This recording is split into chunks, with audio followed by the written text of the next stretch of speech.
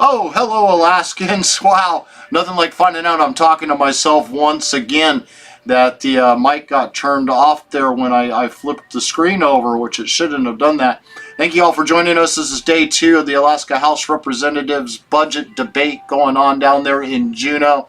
About 15 different bills were seen yesterday and heard for the permanent fund dividend. Every single one of them was voted down by the illegal binding caucus majority there. The only time that there was 2 different bills that had poison pills added into both of them.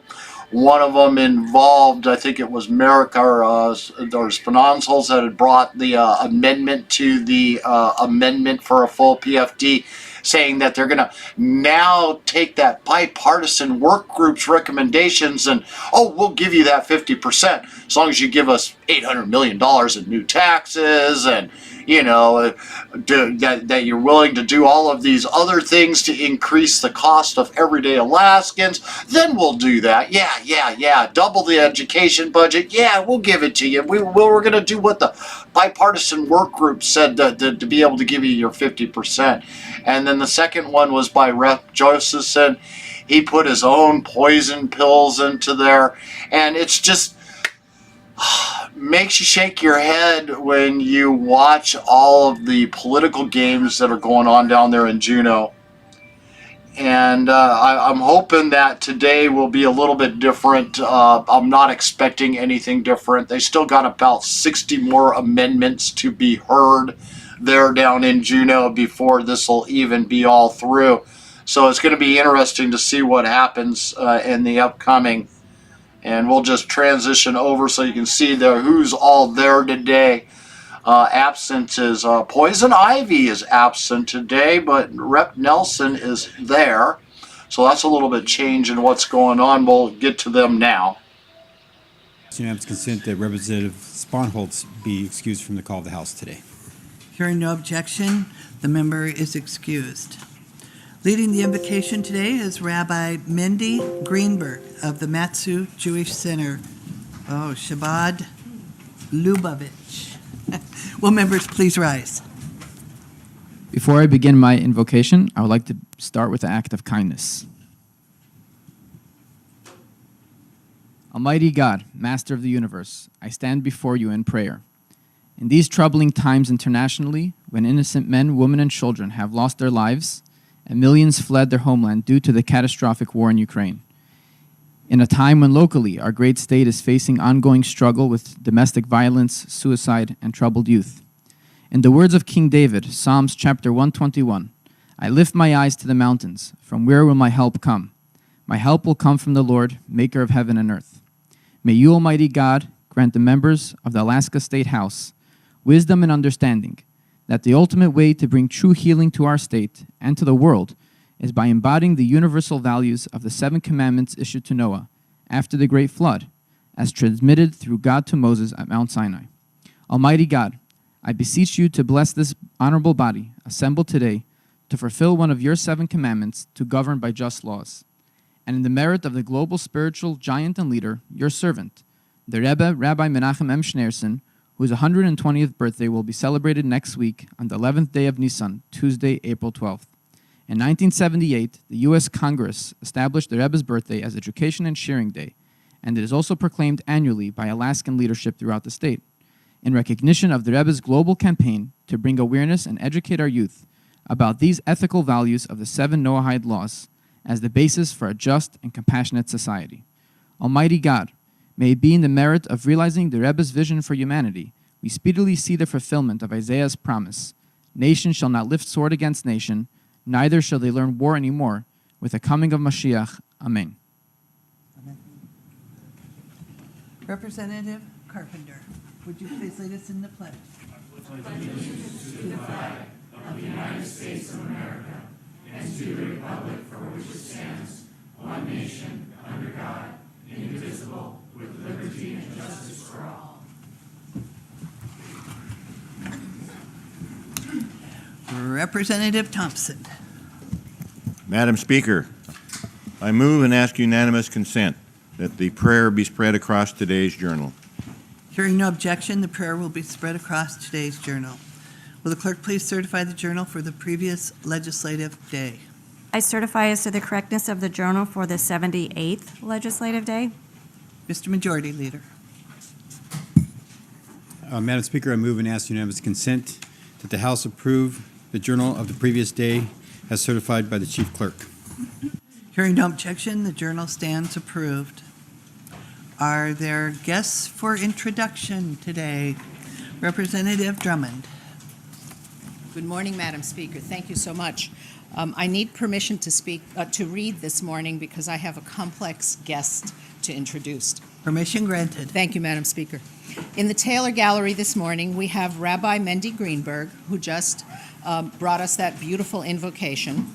He is the director of the Matsu Jewish Center, Chabad Lubavitch in Palmer, and so I'm poaching Mendy from the member in District 11 today, and his father, Rabbi Yosef Greenberg. If they would please stand to be recognized. Yosef Greenberg is from Anchorage. He is the rabbi and the founder of the Jewish Center and the director of the Jewish Museum, both of which are in my district in Midtown Anchorage. They are both here today to honor the Rabbi Schneerson, whom you just heard about in the prayer, as well as Education and Sharing Day in Alaska, which is next week, and for whom we approved a citation yesterday. Rabbi Menachem Schneerson dedicated his life to the promotion of education as a cornerstone of humanity, and held that in addition to academics, the discussion of morals should not be neglected. Through the establishment of educational and social service institutions across the country and the world, Rabbi Schneerson sought to empower young people and inspire individuals of all ages. April 12, 2022 will mark 120 years since the Rebbe's birth, and the date will be celebrated across these United States and around the globe in tribute to the Rebbe's vision, guidance, and leadership. Rabbi Greenberg has also brought down a small gift for each of you, which you may have seen in your mailboxes today, the plastic yellow arcs, or charity boxes. The idea of the charity box is to make giving a part of your everyday routine by placing money each day in your ark. Once the gift box is full, you give the funds to the cause of your choice, and then you start to fill your ark all over again. The ark not only embodies the biblical story of Noah and the flood, but also presents the acronym for Acts of Routine Kindness, which I find very thoughtful. This is intentional, it is not random, so these are acts of routine kindness. Please join me in recognizing Tuesday, April 12th, 2022 as Education and Sharing Day in Alaska in recognition of the birthday of Rabbi Menachem Schneerson, and welcome the two rabbis to our house today.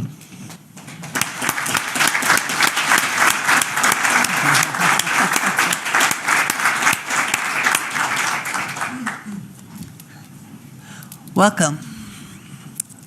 Representative Hannon. Thank you, Madam Speaker. I have three guests today. One I am poaching from the other Juneau representative. The three that I am introducing today are all here with Wreaths Across America. And if you don't know what Wreaths Across America is, I didn't, it is an effort to coordinate and honor by laying wreaths on December 17th this year for veterans and military service all across the nation. Last year on December 18th, 2.4 million wreaths were laid in approximately 3,000 locations across the U.S. Here in Juneau, the two ladies I will introduce are involved with the Daughters of the American Revolution, and they coordinate the Wreaths Across America project here in Juneau. There are 5 Daughters of the American Revolution chapters in Alaska. In 4 other locations, Kodiak, Fairbanks, and 2 in Anchorage.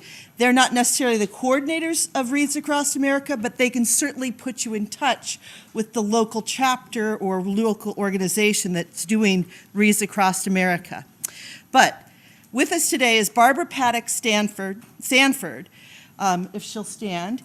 And Barbara was born in Anchorage, lived in Fairbanks, but has called Juneau home for the last 30 years. And she is a graduate of Juneau High School, which predates Juneau Douglas High School, where Sarah Heeb, who, if she'll stand, is a graduate of. She has lived here for 41 years.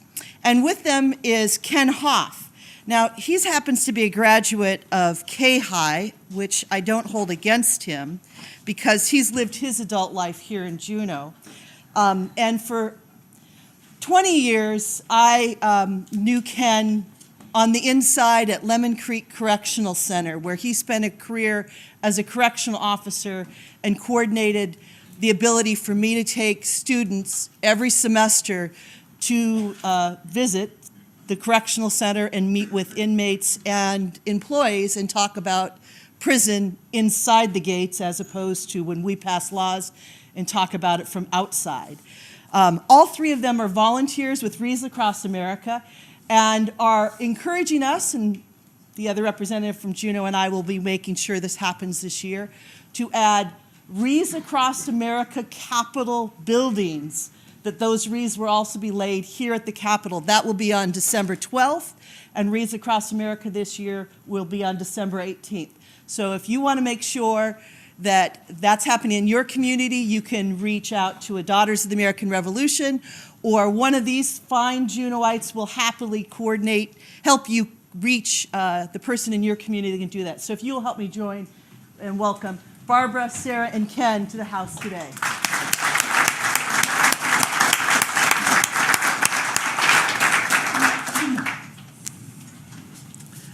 Welcome to you. Are there other guests for introduction? Seeing none. Madam Clerk, are there any messages from the governor? I have no messages from the governor this morning, Madam Speaker. Are there messages from the other body, Madam Clerk? There are no messages from the other body. Are there any communications, Madam Clerk? There are no communications this morning. Thank you. Reports of standing committees, Madam Clerk. I have no reports of standing committees. Are there reports of special committees? I have no reports of special committees this Thank morning. you, Madam Clerk. Are there any citations or resolutions for introduction? Honoring Blue and Deb Bergman by Senator Keel and Representatives Hannan and Story. Honoring Diane Young by Representative Prox. Honoring Amy Galloway by Senator Bishop and Representative Hopkins. Honoring Marilyn Coghill Duggar by Senator Bishop and Representative Kronk. In memoriam Henry Shilavaluk Ivanov Sr. by Representative Foster and Senator Olson. In memoriam Beverly Long Stone by Representative Prox. In memoriam Gregory Samuel O'Cleary by Senator Bishop. I have no further citations or resolutions for introduction. Thank you, Madam Clerk. Are there any bills for introduction? I have no bills for introduction this morning, Madam Speaker. Thank you, Madam Clerk. Please read the first item on today's calendar.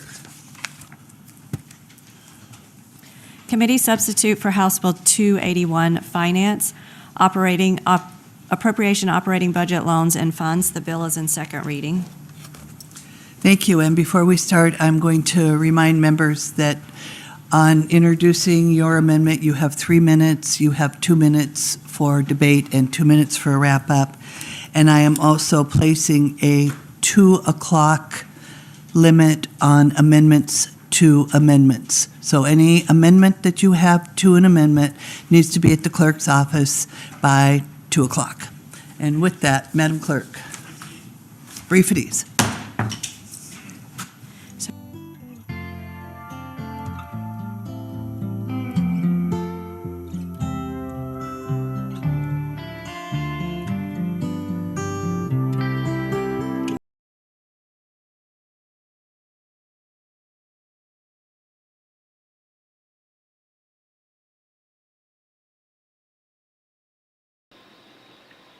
So they're not even started yet, and they're already at an at ease. Is anybody even surprised by this one bit?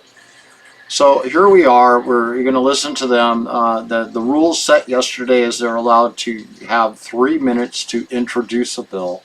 Each member in the House is allowed to give 2 minutes of their rebuttal or support of the amendment, and then at the very end, the sponsor of the amendment, gets additional 2 minutes to rebuttal everything that they had to say about what everybody else had to say. And then they all vote. We watched over and over and over again them openly making the illegal binding caucus voting along lockstep with each other every single time to make sure that the agenda they have in play is the only one that would ever get passed. 15 different amendments for PFDs, either paying back just a single past year for each and every year it's been stolen, to a 50-50 split. Here we'll even do it the corrupt way like you guys have been doing. We'll even say that that money will come from the general fund instead of from the ERA like the law says. Here's the statutory PFD. Here's another version of the statutory PFD. And just one after another, they just continuously, it was lockstep, walking right on down. Same 22 to 24 people would vote against. And so that's a really good telltale sign of what it's going to look like when it comes for the CBR vote out there a little bit later on today. And that CBR vote itself is going to be interesting to see what happens there, because they need 3/4 of a vote to be able to get that to actually pass. And will they get those 3/4? It's unknown at this point in time. So we could have another repeat of last year coming out of the House of the sweep and the CBR vote not getting passed, and it gets moved on to the Senate. I don't see that actually happening though, because they have this has already passed through this body once in some regards for what they're deciding to do, but to hear what it could be like a last year, but I really do doubt it. And listening to the Michael Duke show this morning, they had Representative Vance there. She gave a pretty good blow-by-blow of what happened there yesterday with all of the amendments that were presented and voted on. And it just doesn't seem like it ever seems to change whatsoever. Louise Stutz will allow disparaging remarks to come from Democrats towards other districts, but when any other district tried to do the same thing, she shuts them down. And Ivy Spinons-Holtz had her, I would call it her Imhoff moment yesterday.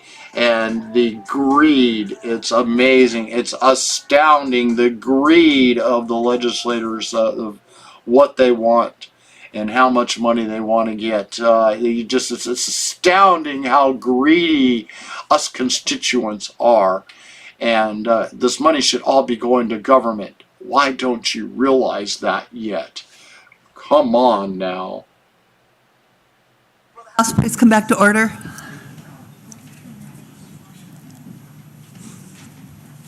Madam Clerk. Amendment number 24 by Representative McCabe, beginning page 77, following line 27. Representative Tilton, I'm sorry. Thank you, Madam Speaker. I move and ask unanimous consent to rescind action on amendment number 1. There has been a motion to rescind action on amendment number 1. Briefities.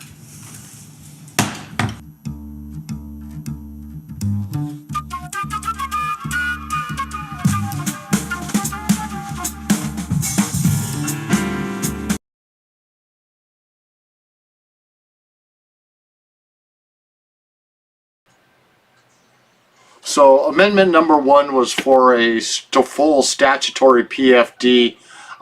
So I guess they're going to bring that one back up again here and do something. Somebody wants to rescind a vote or something. I don't know exactly what's going on, why amendment number 1 was even mentioned. They haven't even brought forward any new amendments here yet today. So it sounds like they're trying to rehash an older one. Looking at the panicked scramble of the House majority inside of the House, they were not expecting this to happen. You can see them all up there at the front desk, the Illegal Binding Caucus, JKT, and Begage, and it looks like, I can't see their faces clear enough to see exactly who's all standing up there. Here comes Neil Foster. And it's obvious, they're scrambling now. They're panicked. They're saying, "Oh my God, they brought that full PFD one back up onto the floor. What's going to happen now? What's happening next?" Oh. Order. The House will stand at recess for 10 minutes. We will be back at 10:10.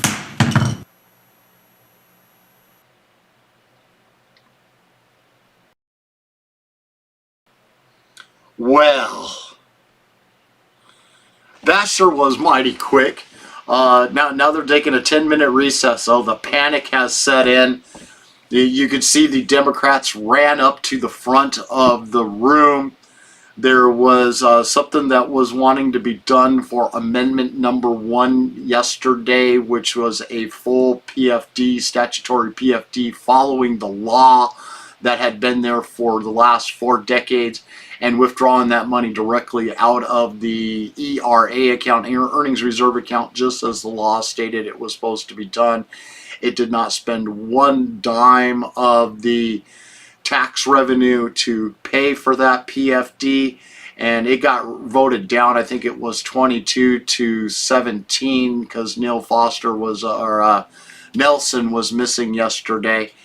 And so it's getting kind of interesting. You can see they have all literally just cleared out of the room there right now, and give a good little transition to what you can see there, what's inside of who is still inside of the room. Some of the Republicans are still sitting inside of there, and but it is literally the binding caucuses have escaped out of the room. They don't want to be in front of the camera right now to talk about how they want to poison this amendment that is about ready to come in. What is going to be their next step? What's their newest trick they're going to pull to stop this from happening? What amendment to the amendment are they going to add in, like they did with the bicameral PFD group, the bicameral work group that met last year that they did absolutely nothing in the 4th special session to address, but use that as a poison pill. Well, if you want a full statutory PFD, you got to pass this amendment of the work groups and all of their recommendations to make that happen. And which is like $800 million in new taxes before it would ever pass, so on and so forth. It's just absolutely atrocious to watch and listen to what they have going on. You've got the majority of what's going on down there, and for those that don't follow politics very much, the House and Senate finance, and in this case we'll just talk about the House finance controls the purse strings. They're the ones in charge of everything that is going to be appropriated from every different account, including the earnings reserve account for the PFD, the CBR, and all of that, where that money is going to be spent, the state capital budget and the state budget, which they're talking about right now. And all and everything that is sitting in there and where it's going to be spent is decided by, I believe it's just 9 individuals inside of the House. And those 9 people control the entire purse strings of what's inside of the budget we see presented here before us. Now, this is the last chance of the remaining 31 members sitting there inside of the House whose voices don't sit on the Finance Committee to finally bring forward stuff that was completely ignored by them through the budget process. And of course, because the House Majority Coalition forced all of the legislators that are in it to be a yes vote for what they declare is going to be the yes votes for, or a no vote for what they declared those very limited few in charge of the coalition say is going to pass. Well, you got Bryce Edgmans, Louise Stutes, Kelly Merrick, Ivy Spinonzold, Neil Foster. I mean, these are the names. Click Bishop. Oops, wrong place. But you got all of these names there that are in charge of the Senate Finance, are in charge of the entire House Majority Coalition, the illegal binding caucus. They claim they don't have a binding caucus, but you can see it with their votes. Even when it's something that they wholeheartedly agree to, you can see it with their votes. every single time, and it's like the amendment that was brought for the work group that was added to, I think it was amendment number 4, amendment 1 to amendment number 4, bringing the work groups stuff into play. And so here's all these new taxes. You want that full PFD, we want this. And this was the Democrats' counter to what they had on there for a full permanent fund dividend. And then the steps, the lengths that they will go to keep manipulating it, and that they say, oh, no, nobody's sold out their votes. No, nobody has done that. But you talk to those that are down there, especially the ones that are not in that coalition, and they will outright admit to you, as long as it's off camera and they're not being recorded or their names won't be put into highlight, that there's an illegal binding caucus and they have sold out Alaskans' voices and votes to be a part of that illegal binding caucus coalition. So I hear today on the Duke Show that the Senate Finance, Natasha von Imhoff, Bert Stedman, Click Bishop, and the rest of the corrupt legislators that are in there, Wilson, that have brought forward SB 199. This is another attempt to bring the statutory PFD and eliminate the statutory PFD completely off of the books. Rewrite the POMV draw so that it's a guaranteed may or may not pay us a permanent fund dividend, and it will be any allocated amount that they decide to pull out of thin air. And SB 199 is a total disaster, but this is one of the poison pills that they're slipping into the budget that is going to be on the floor to be voted on when the budget comes time for them to do the budget. If you haven't looked up the bill, look up the bill. These backdoor deals that they got going on down there, it's like watching the election unfold in Anchorage right now, and the campaign advertising that was coming out. I've been receiving ones that's calling Best for Alaska or something like that. Somewhere along those lines is the name of the group. It's funded by Alaska AFL, Ship Creek Group, and all these other ones. And guess who they're promoting? Forrest Dunbar. And this group has only existed since 2020. And that was when they were doing the big push to try to get Trump out of office, get Gore and everybody else out there, and elected Elise Galvin and them. That was when they were doing their big push. And I was trying to figure out how a page that has 197 followers is running paid for sponsored advertisement for Forrest Dunbar. Well, when I looked into who's paying for it, it's Alaska AFL, Ship Creek Group, Alaska Native organizations, lots of nonprofits. Rasmuson Foundation comes up in a lot of these paid for advertisings that are going on out there. NEA of Alaska is another, the unions that are all involved. These are where these big donations are coming from that are running these campaign ads for these far left assembly members and legislators and school board members. Everything that was on the ballot to be voted on, there's a big push for it. I was surprised to see, I know it's early to say this, that Prop 1 was just barely passing, but they only showed like 17% of the vote had been counted last night, and which is really ironic when you consider that this is a mail-in election and they only can get 17% of the vote counted. I remember when we used to have elections that we would know that same night pretty much who won. Now we're guessing for the next 2-3 weeks while we wonder, where's this election actually stand at? Who actually won? It's too early to call any of the races. And the only ones that won outright was the ones that were running for area service-wide maintenance type things. Here's the fire service for this area. This member is being replaced. We need to vote in a new one.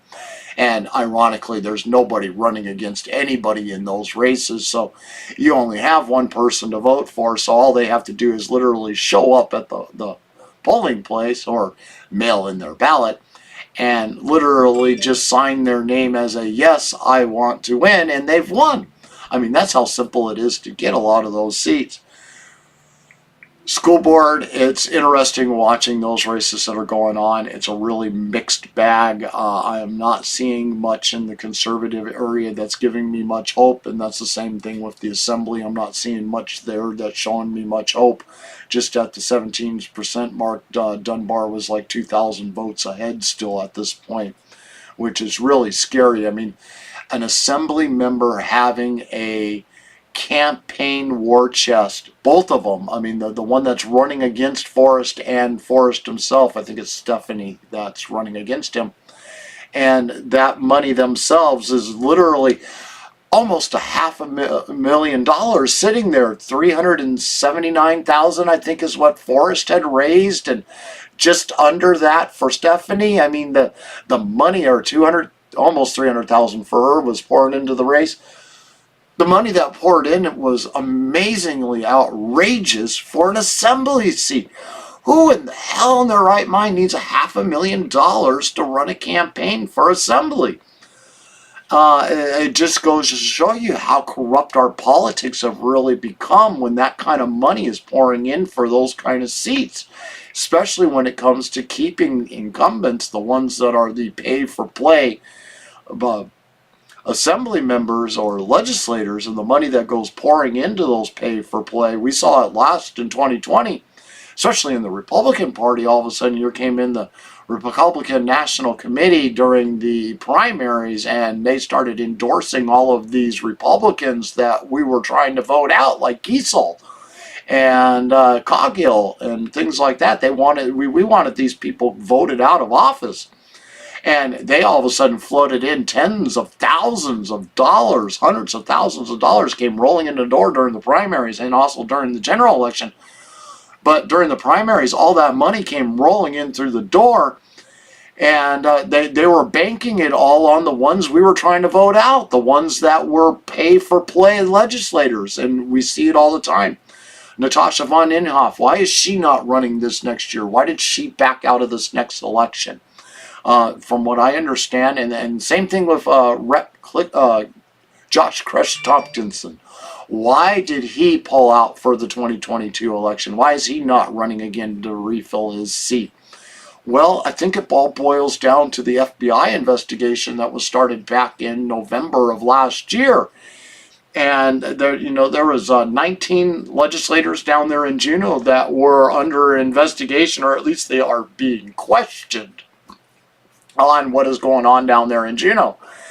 And out of those 19, it's amazing to hear that 2 of them that were being asked about all of a sudden decide that they're no longer going to run.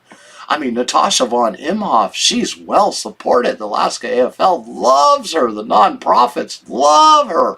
Her family owns the Rasmuson Foundation that is worth over $900 million. Yes, you heard that right, over $900 million. And Natasha von Imhoff, who sits on the budget committee there and is also, I believe, now the president of, or at least the vice chair of the foundation.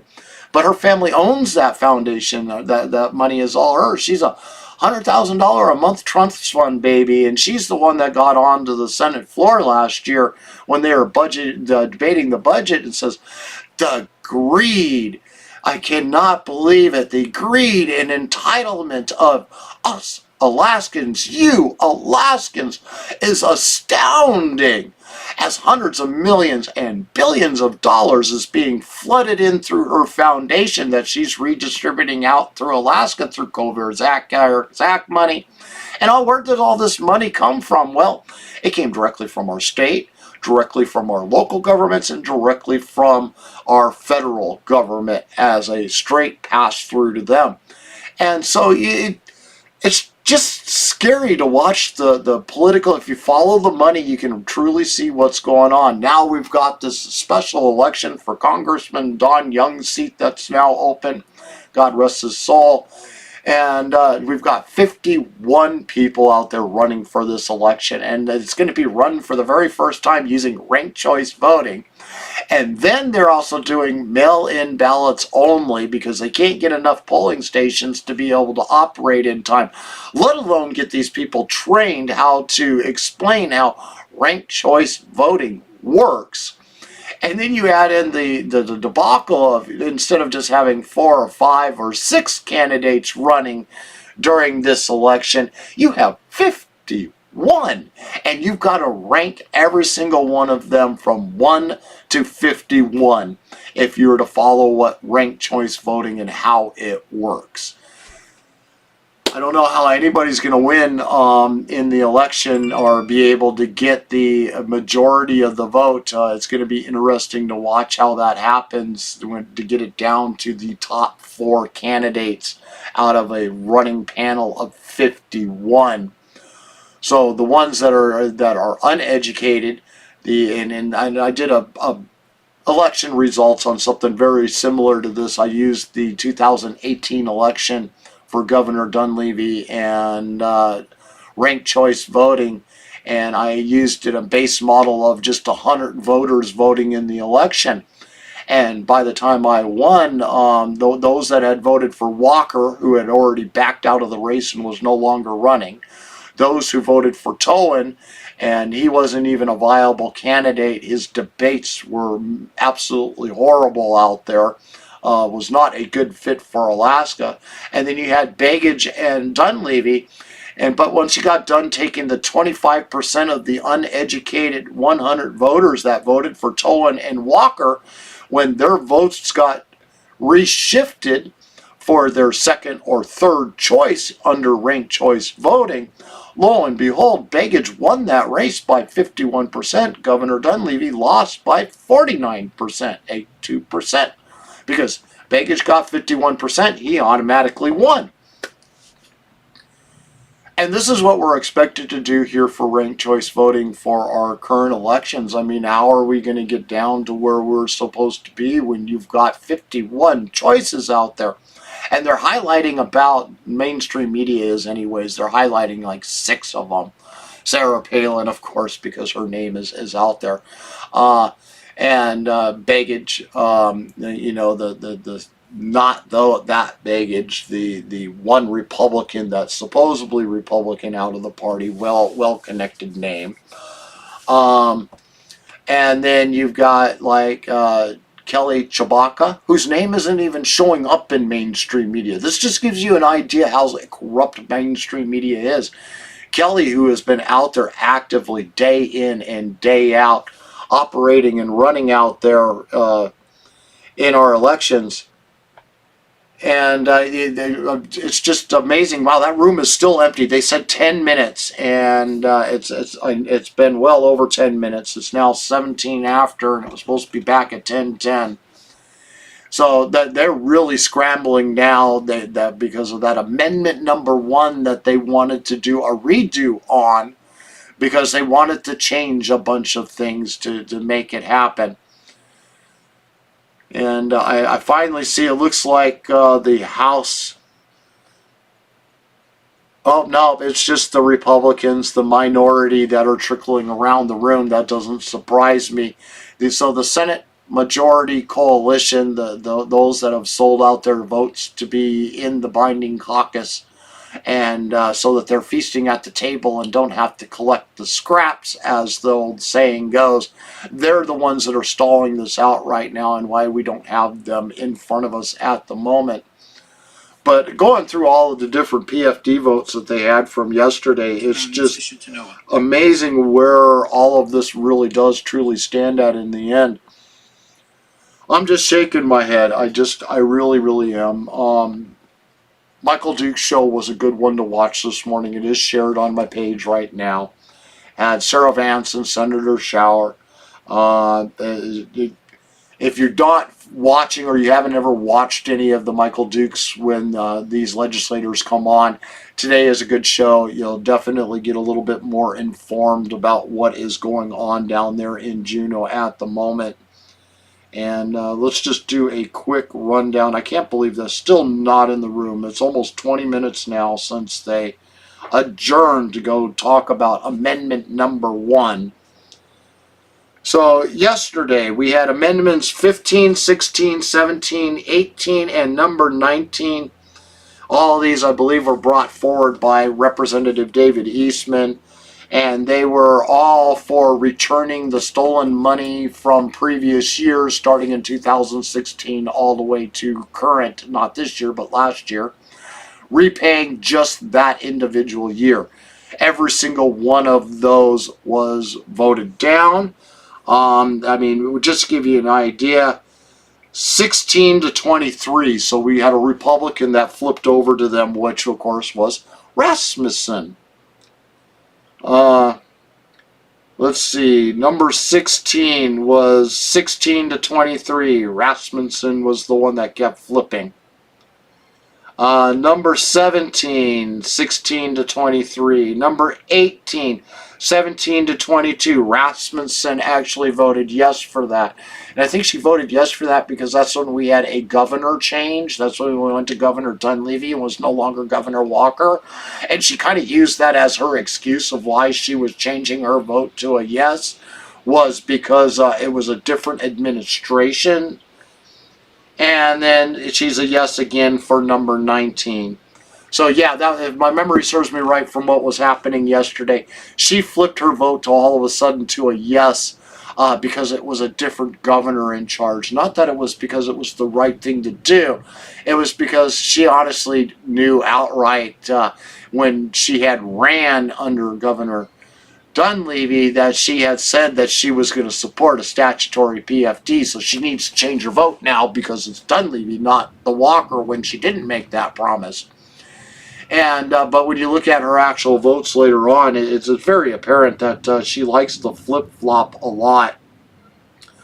So let's see, amendment number 14 was another one that they had voted down.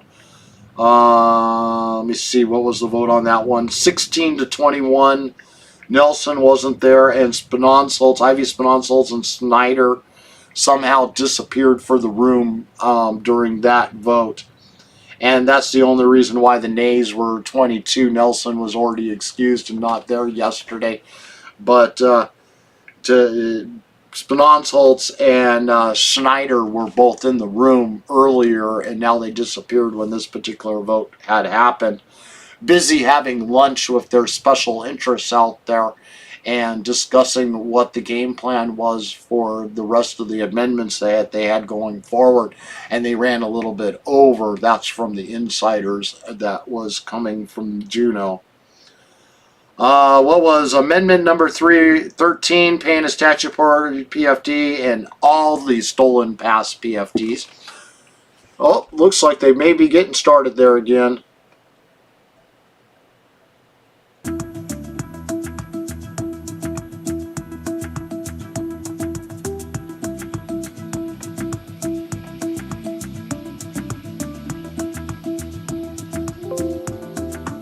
Oh, not quite there yet. So amendment number 13, paying the statutory PFD and past stolen PFDs. And of course, that one did not pass. Let's see, what was the vote for that one? It was 16 to 23. Rasmussen actually voted yes for that one, which is shocking. But again, anybody that's been watching the politics that are going on down there and understand what an illegal or a binding caucus is, these folks that are in the binding caucus, the 22, 23, that continuously, constantly voted yes or no against all of these, that voted no, and very rarely did they vote Will yes. the House And it please was come to usually order? only for amendments. We have a motion to rescind the vote on amendment number 1. Hearing no objection.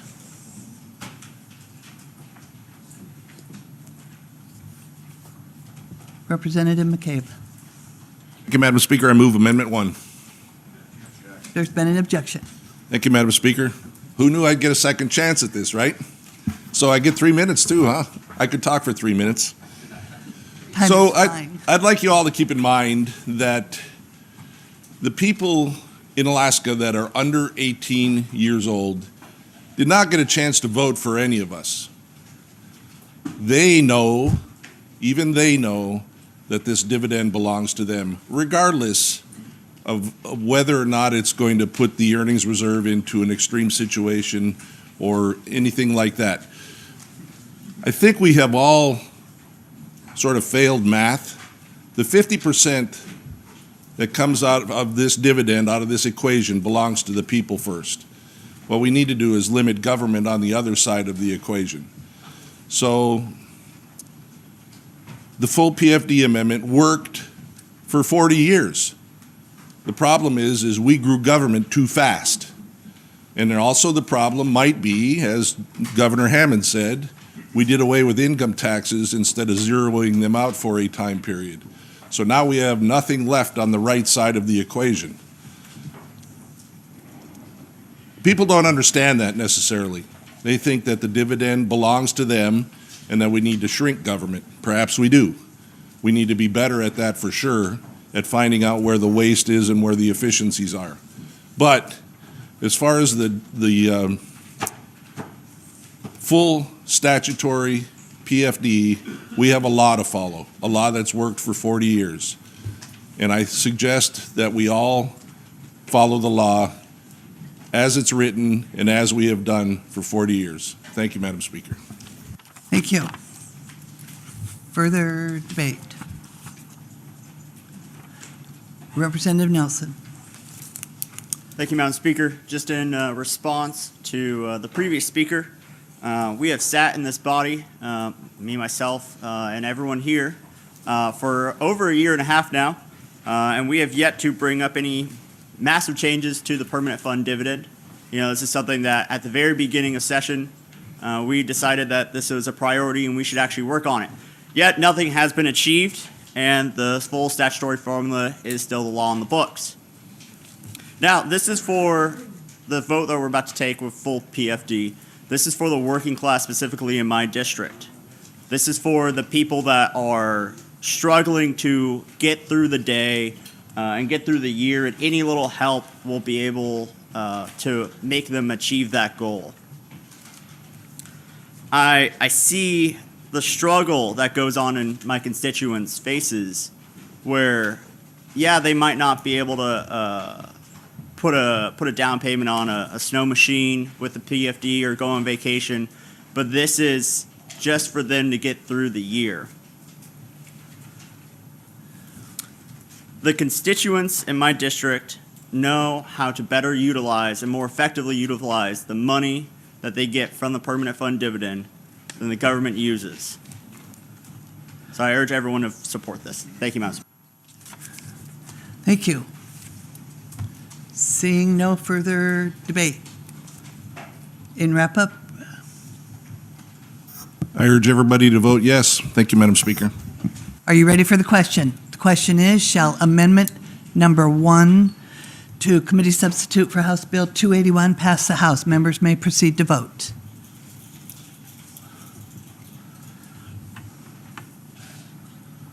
Will the clerk please lock the roll? Does any member wish to change his or her vote? Will the clerk please announce the vote? 18 yeas, 21 nays. With 18 yeas and 21 nays, amendment number 1 has failed to pass the House. Briefities.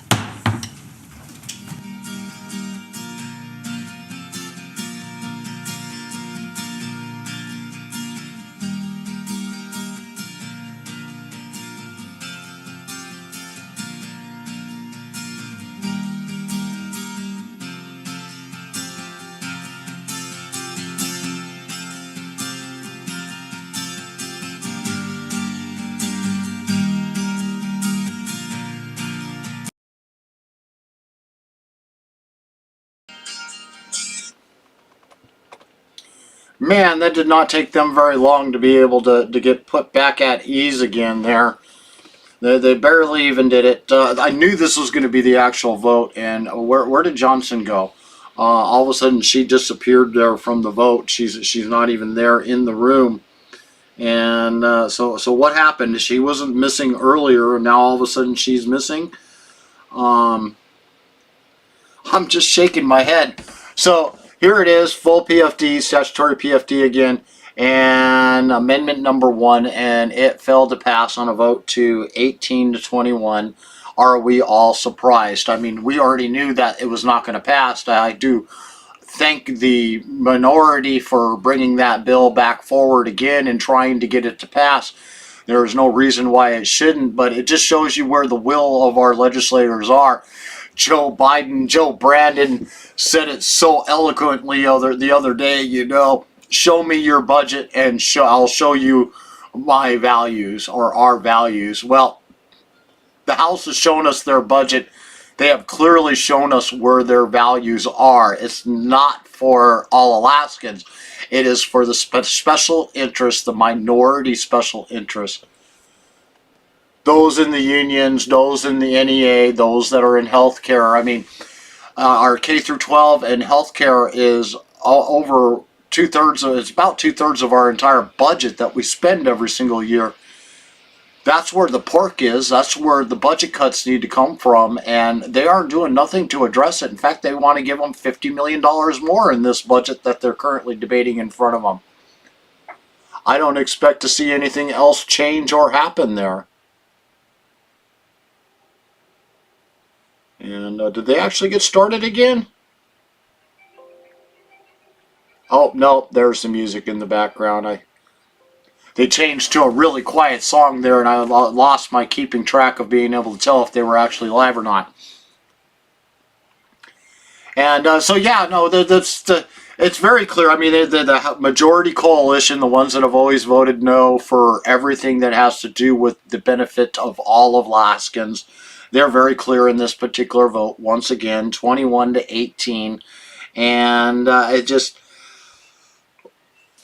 where does it end is just unknown, but if this is the vote that they're getting when it comes to the full statutory PFD, then what is it going to be like when it comes for the CBR vote and the sweep? That is when it comes for the constitutional budget reserve that they got to tap into.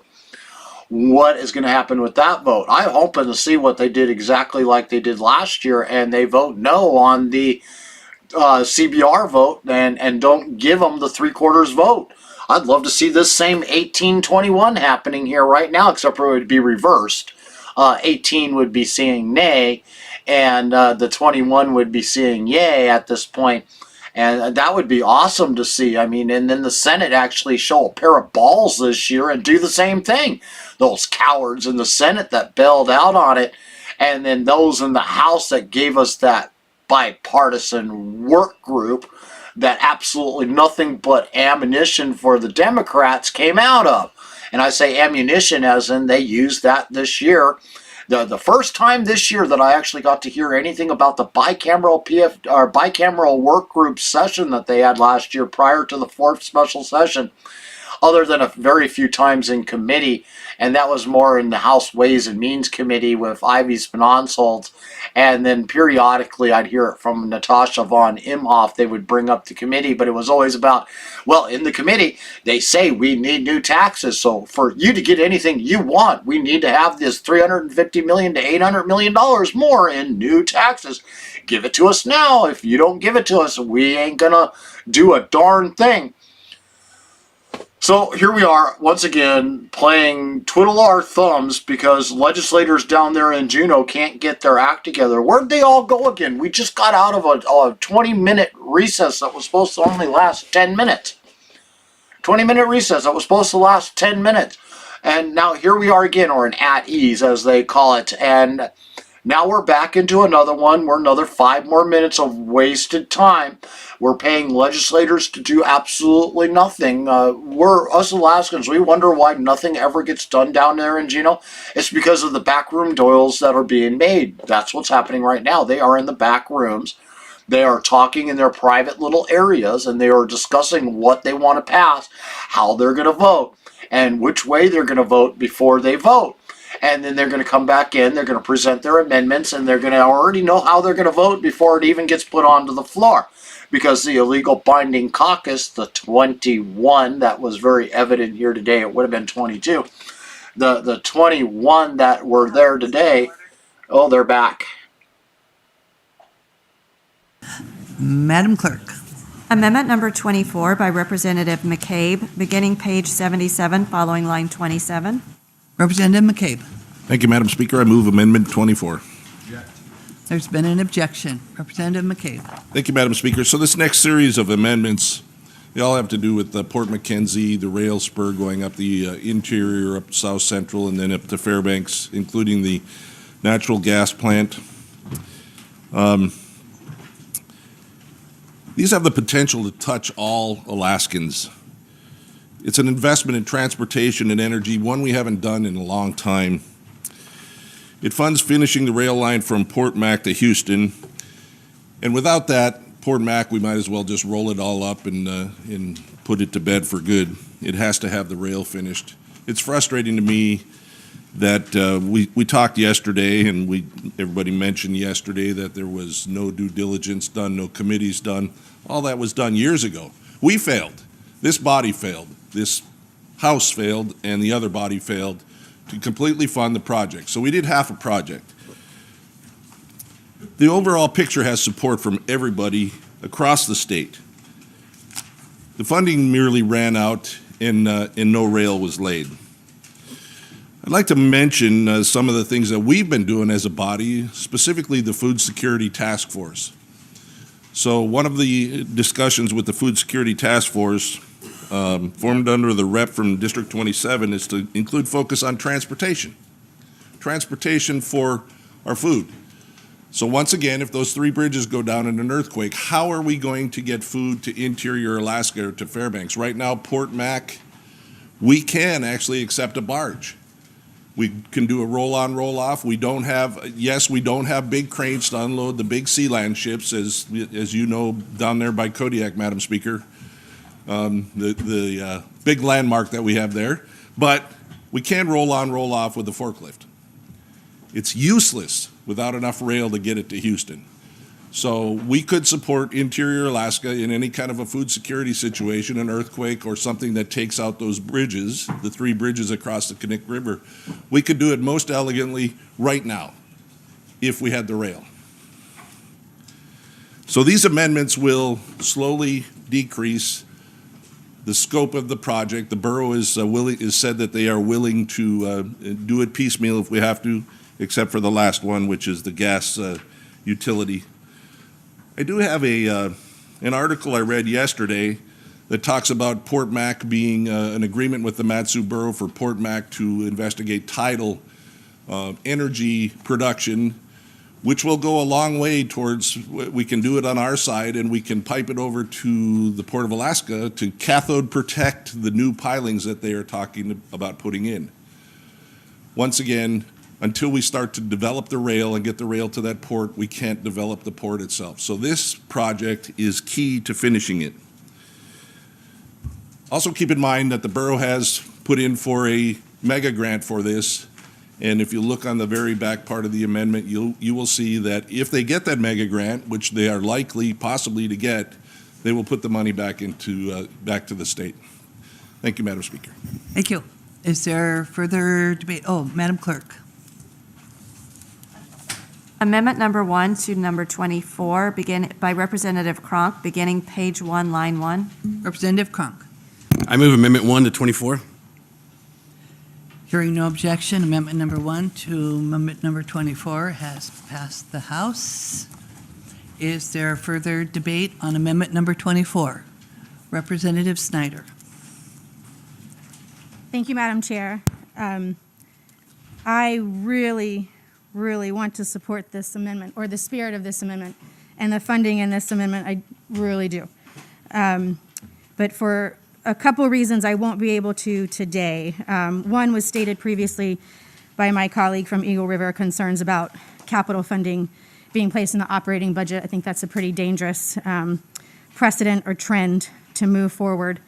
And I think it endangers actually the goal of this amendment and this rail line by not moving through the appropriate process. And I really also want to support a later amendment for the northern rail line. And I mention that as well because both of these have implications for food security, something that is near and dear to my heart and things that I worked on for over a decade before coming to the legislature and continue to work on.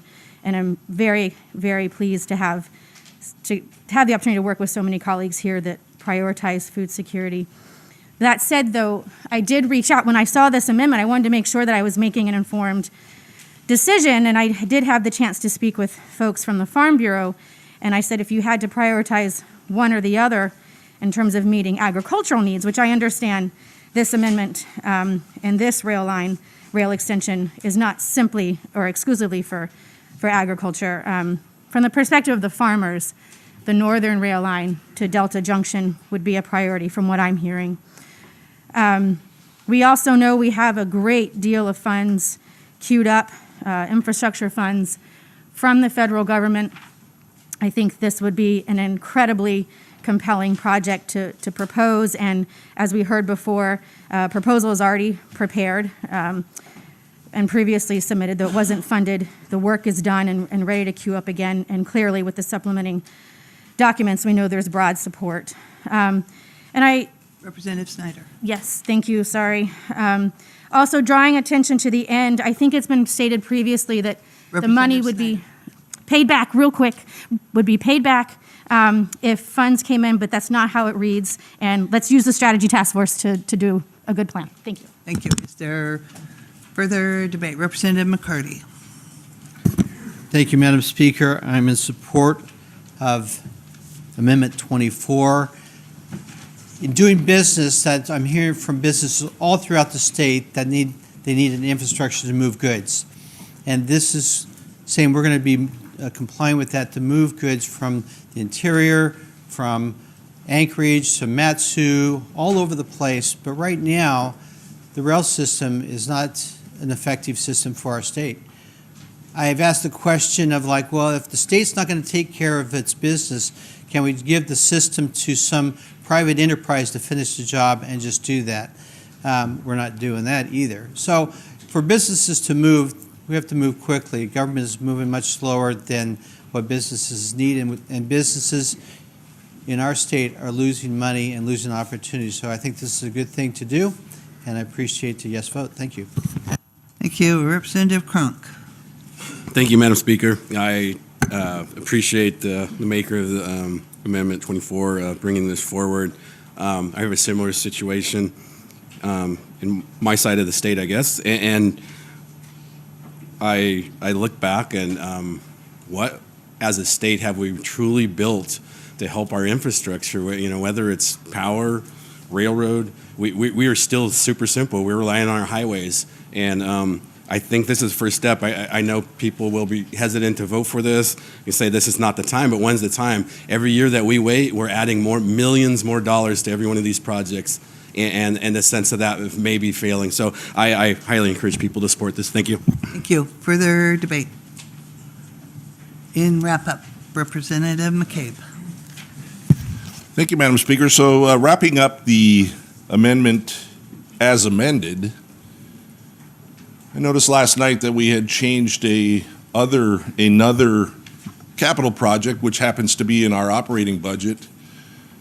We had changed the funding source to it, which is essentially what the amendment we just accepted did, is change the funding source. So now it's not a capital project in the operating budget. We have changed the funding source to make it an appropriation.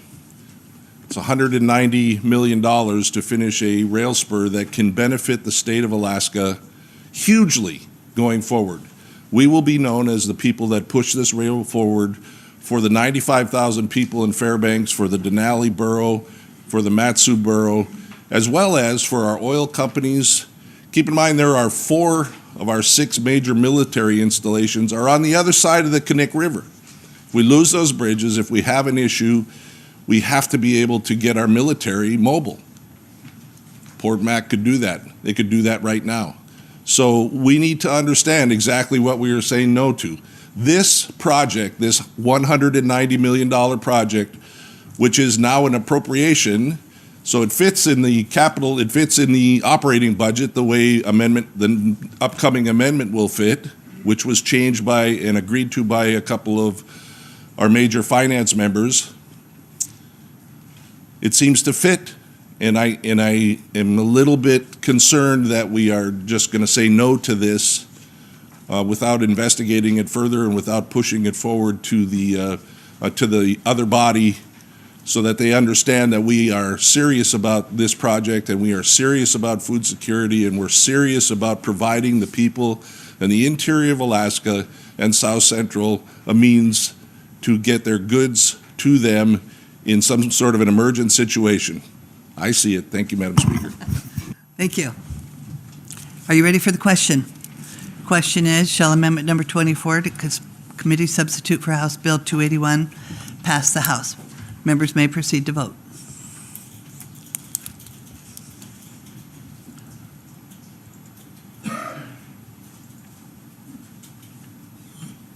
Will the clerk please lock the roll?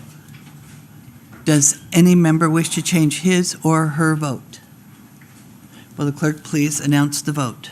12 yeas, 27 nays. With 12 yeas and 27 nays, Amendment Number 24 has failed to pass the House. Madam Clerk. Amendment number 25 by Representative McCabe, beginning page 77, following line 27. Representative McCabe. Thank you, Madam Speaker. This particular amendment expands the capacity at the I'm sorry. I move Amendment 25. There's been an objection. Representative McCabe. Didn't want to get hollered at. So this particular amendment expands the capacity at the Titan liquid natural gas plant at Point Mac, which is owned by the Interior Gas Utility, which is part of the Fairbanks North Star Borough Public Utility. It expands it from 50,000 gallons per day to 150,000 gallons. Completes 18 miles of Port Mac rail extension from Ayrshire to Houston. Completes the rail spurs to Titan plant. It doesn't complete the Port Mac to Houston extension, but will connect Fairbanks Gas Utility to the rail, which will be a huge benefit to Fairbanks. So, as I said, we're slowly ramping down and piecemeal trying to complete at least a portion of this project. We have to send a message, Madam Speaker, that we are concerned about our Fairbanks residents in this case. If they're facing $9 a gallon fuel oil costs for the next heating season, that's incredible to me. I couldn't stomach it. I don't know how they possibly could.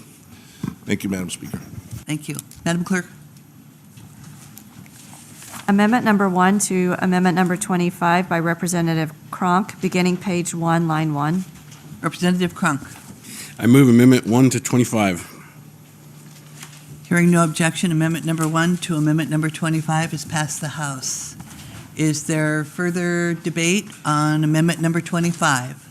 Representative Drummond? No? Further debate? Representative Cronk? No, thank you. Hearing none, in wrap-up. Speaker, I urge a yes vote. Thank you. Are you ready? Brief at ease.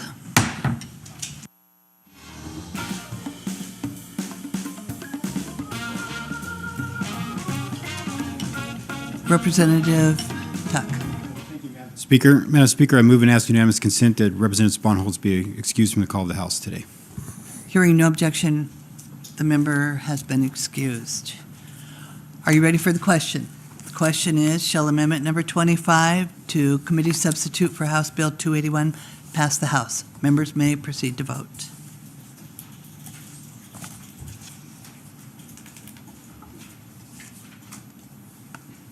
Representative Johnson.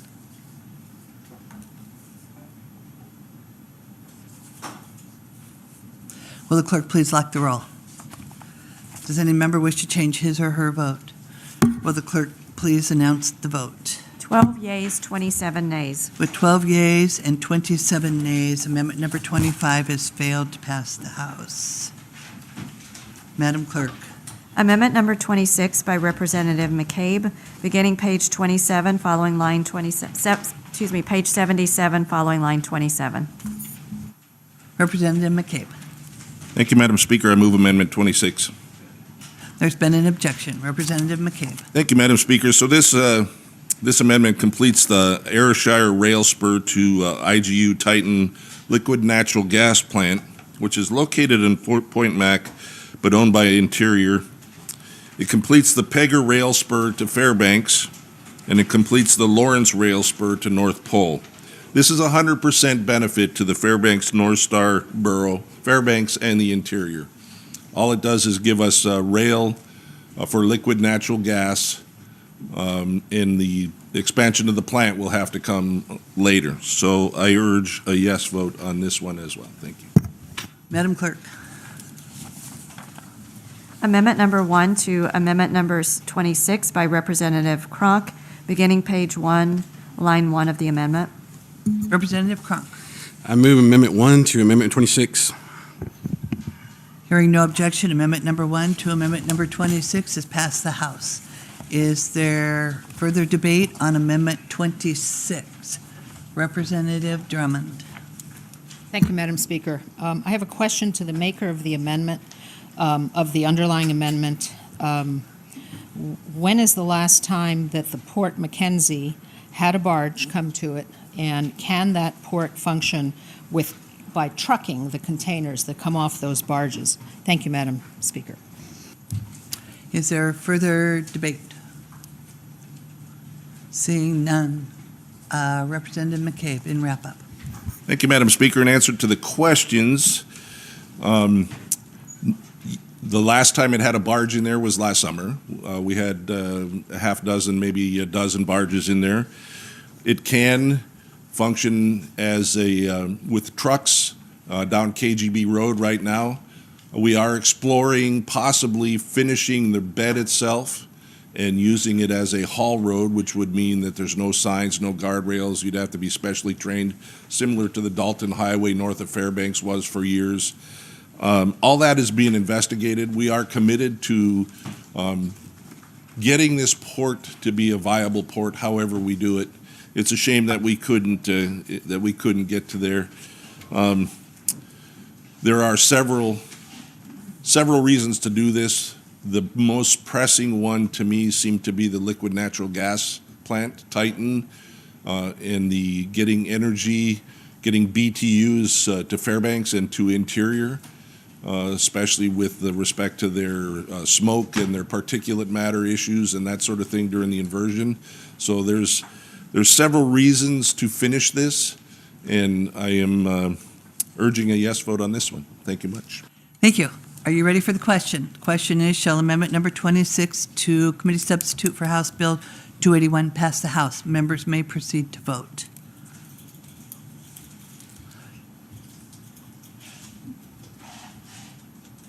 Will the clerk please lock the roll?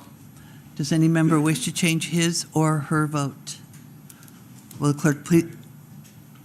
Representative Wool.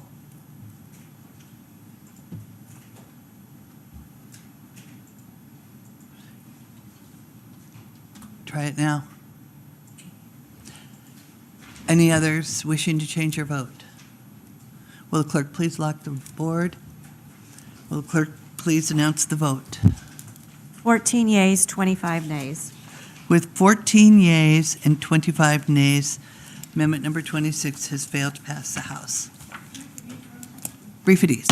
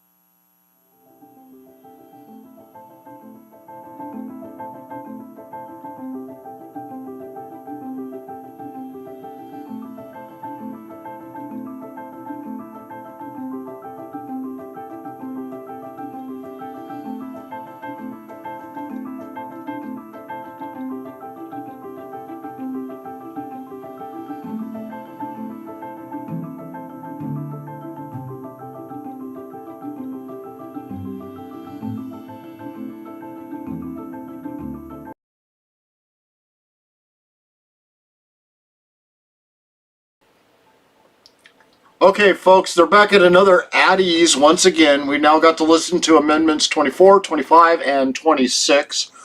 All three of them had to do with the rail belt going either all the way to Canada or to Point Mackenzie. All of it, the point was to Point Mackenzie. Several different versions of it, from the LNG to trucking to you name it. Any way they could have changed the bill to make it get something to happen. they did. All three of them were shot down along caucus lines and then some. Bottom line, if you weren't a legislator in the Valley area or the Fairbanks area, nobody else voted for it. Zulowski, anybody that's in Juneau, all the legislators in Anchorage, they all voted no for this. And it's obviously why any project that would help increase the productivity of the Mat-Su Valley, the Anchorage legislators are going to do everything in their power to squash that every single time.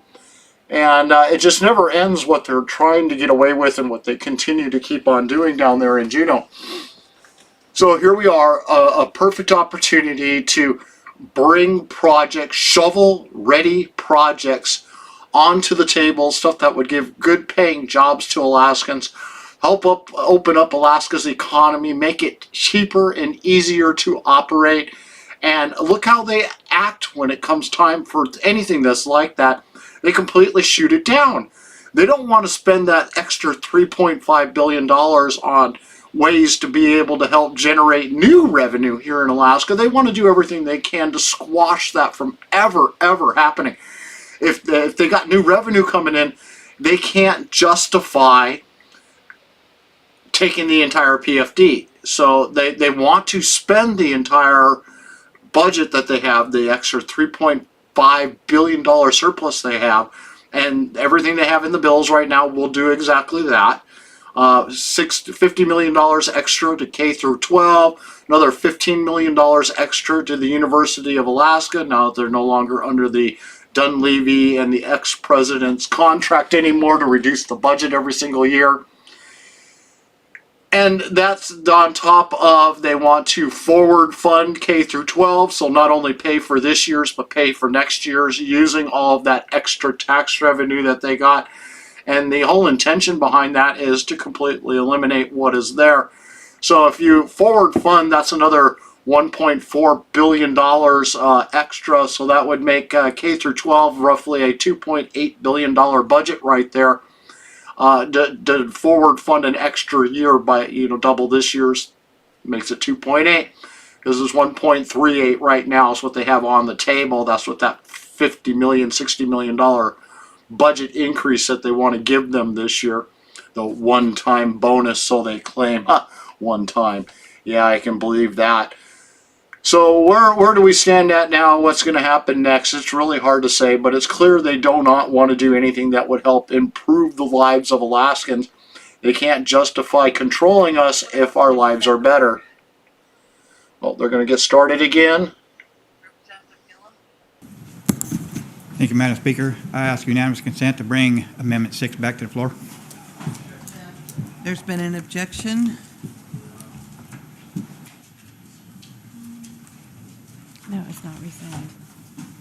It's just take it off. Representative Eastman? We haven't addressed this, so I'm not actually sure what the amendment does, but I certainly would like to hear what it does. It was submitted before the deadline.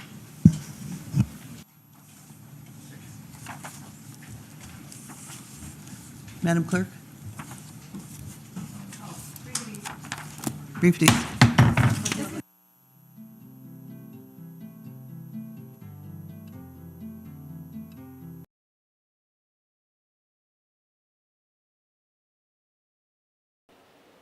Well, that didn't take them long to get back into another at ease there. In one and out the other. I mean, they're consistently, at least they're consistent in making sure that our voices and are not being heard down there in Juneau. Oh, they're back again, are they? Yes. Let's come back to order. Madam Clerk? Amendment number 6 by Representative Gillum, beginning page 10, line 14. Oh, brief deed.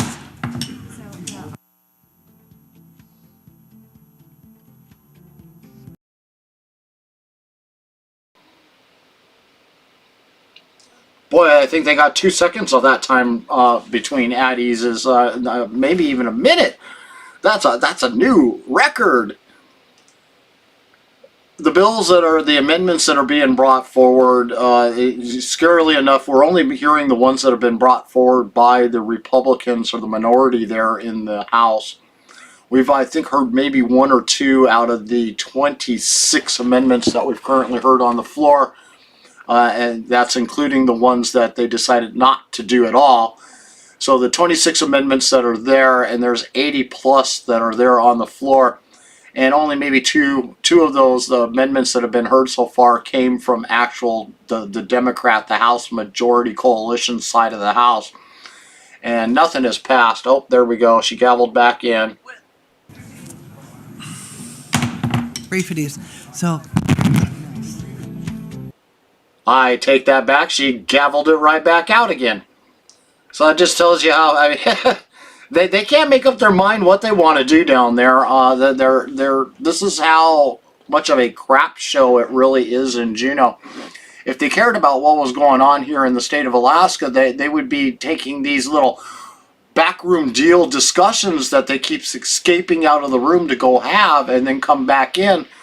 They would be letting us know what's going on in these backroom discussions. What pay-to-play deals are they making to get their votes to be the way they want them to be?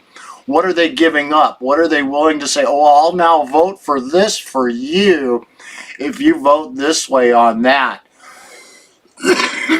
Excuse me. Sarah Rasmuson is a good example of that going on down there, and Kelly Merrick, she's in lockstep with everything that is happening inside of that room. I mean, lockstep. Kaufman has shown his true colors since day one. He got into Juneau, and we thought he was going to be working for Alaskans. Oh, no. If you truly look at who his backers and his donors and who bought and paid for him to pay to play, he is owned by the Democrat minority or the Democrat coalition, the special interest, the House Majority Coalition, the illegal binding caucus. He is in that group full-heartedly. And it's scary when you want to think that you have people inside of your corner and then you got people like him that completely sell out the party just so that they can feast at the table while the rest of us starve. I'm really shocked to hear that Ivy Spinansholz has been excused for the rest of the day from being there. Maybe she came down with a cold or something and had to leave. It's hard to say. This is the second time today that she has popped in and out. Maybe she's got some special constituents agenda that or event that she's supposed to be at, that she's a speaker at. You know, one of those ones that have paid to play down there in Juneau. Unlike us everyday average Alaskans that can't afford to go to Juneau, we don't get to pay to play. Our only pay to play is our vote when it comes time at election time.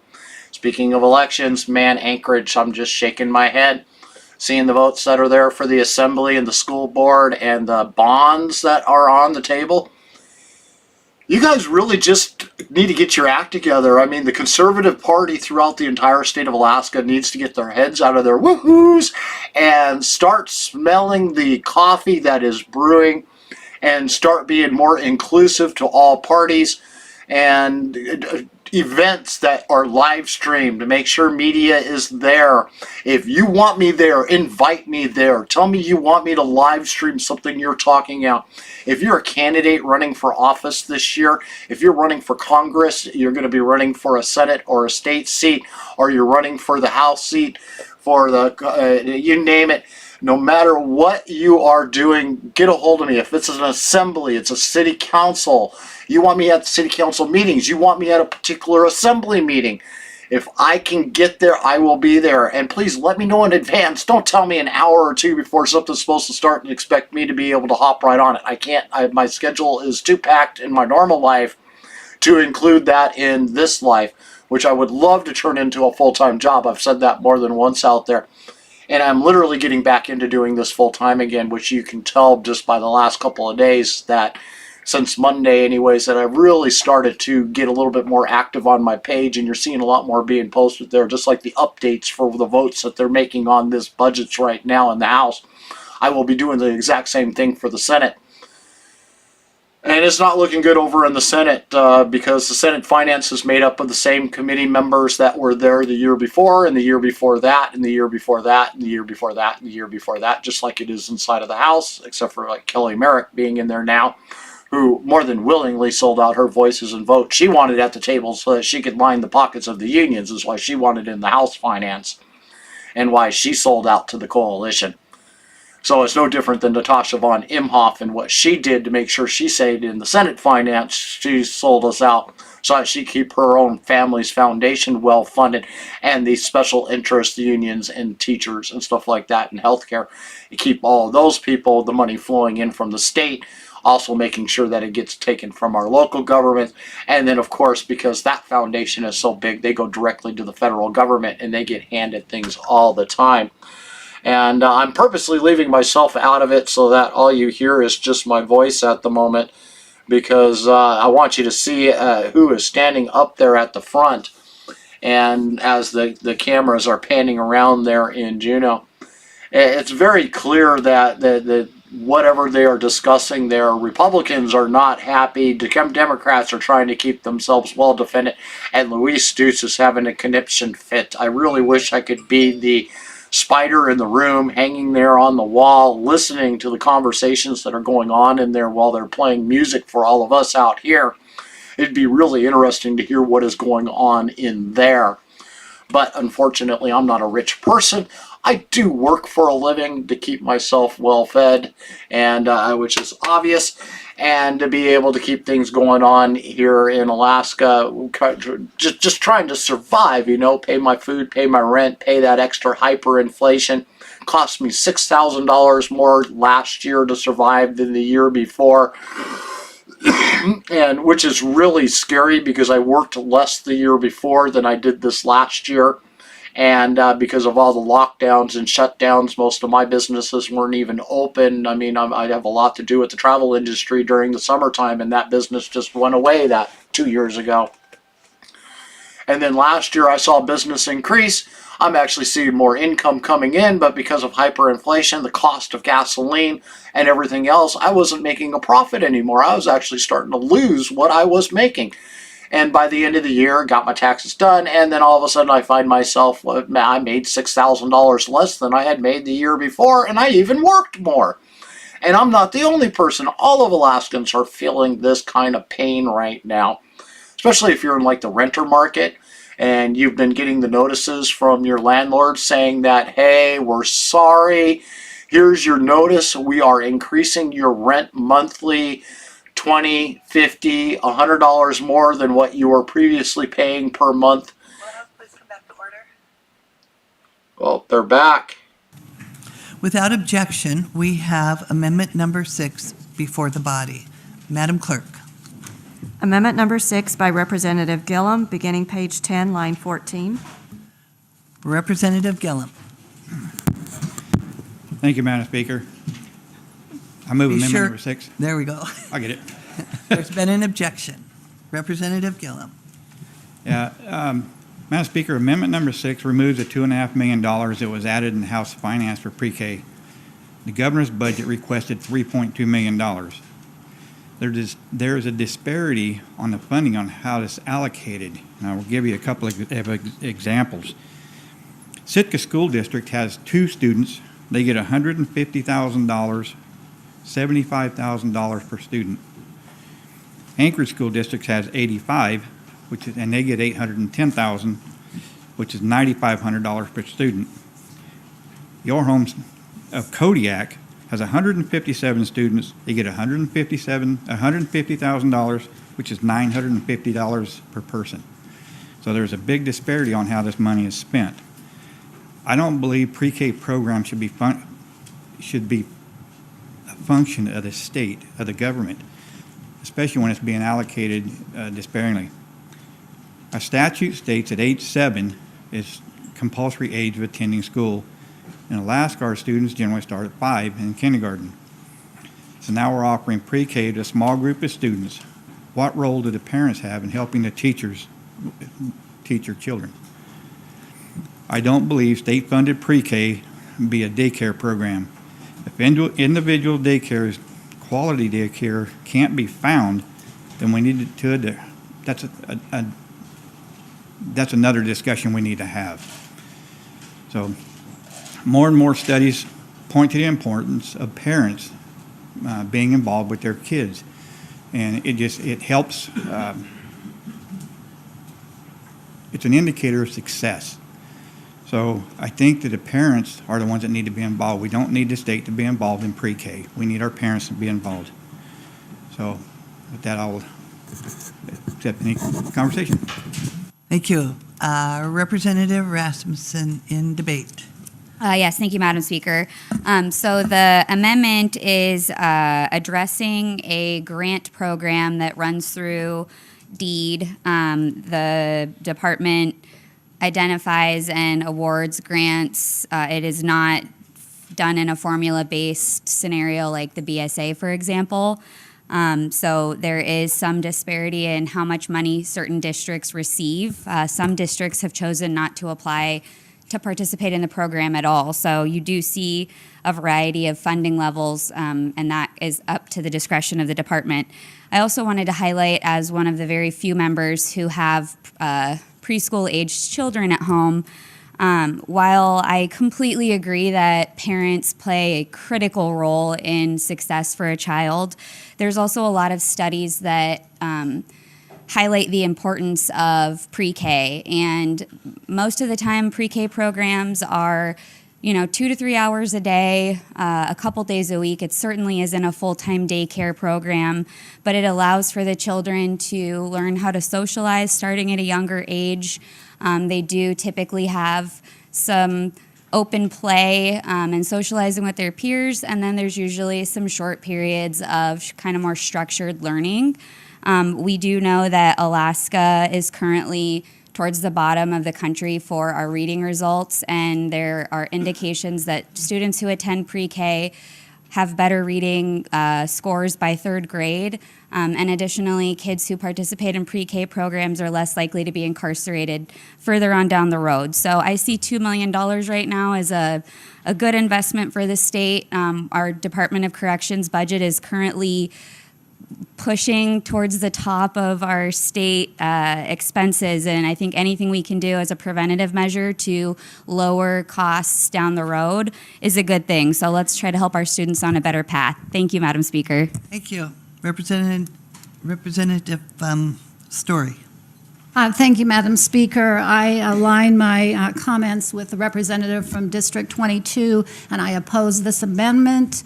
It has been very important to this body that we move the needle on our children doing better in their outcomes with reading. And I see this increase to allow other districts to voluntarily apply for grants to have a preschool program, really important in a strategic investment in helping our reading scores. We have heard testimony from teachers, school board members, administrators, that the children who participate in these preschool programs, when the state does the Alaska Developmental Profile on children, that they are by far ready for kindergarten compared to their peers. It is a good investment in money, and it really helps get parents involved.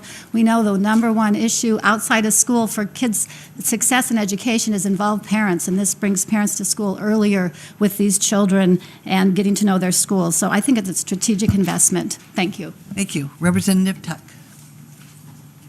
Thank you, Madam Speaker.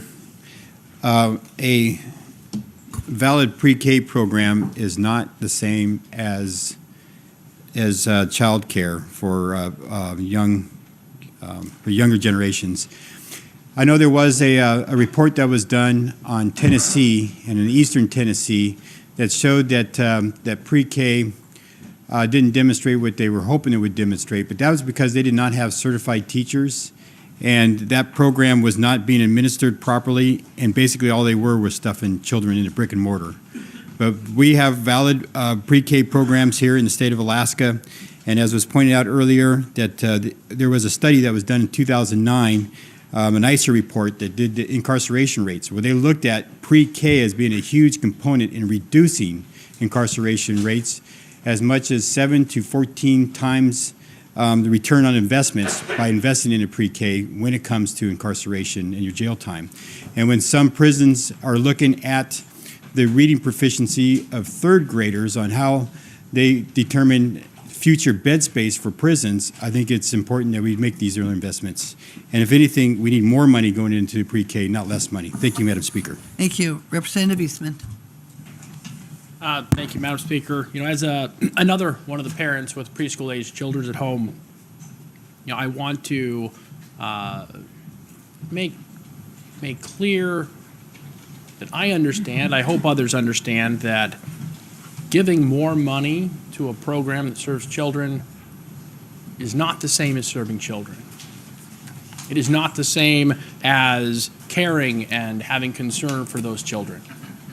When we have a program, which was just mentioned a moment ago, is sending $75,000 a child to a program, that is not reflective of greater love and concern for that child. That's just a very expensive program. And on behalf of my preschool daughter, who is not receiving her full PFD this year, or last year, or the year before, we are about to vote for a budget that takes her PFD and gives it times 75 Representative Eastman, to another please. child. I will oppose that. Thank you. Representative Vance. Thank you, Madam Speaker. I too have young children, and my youngest is now 7, and I have done preschool at home for my children, starting at the age of 4, and my fourth child was able to be a part of a private home preschool program. But I would like to highlight to the body and to the public that this amendment is not removing pre-K. It's reducing the additional money that was added by $2.5 million because it is not utilizing our dollars to the maximum benefit for pre-K opportunities.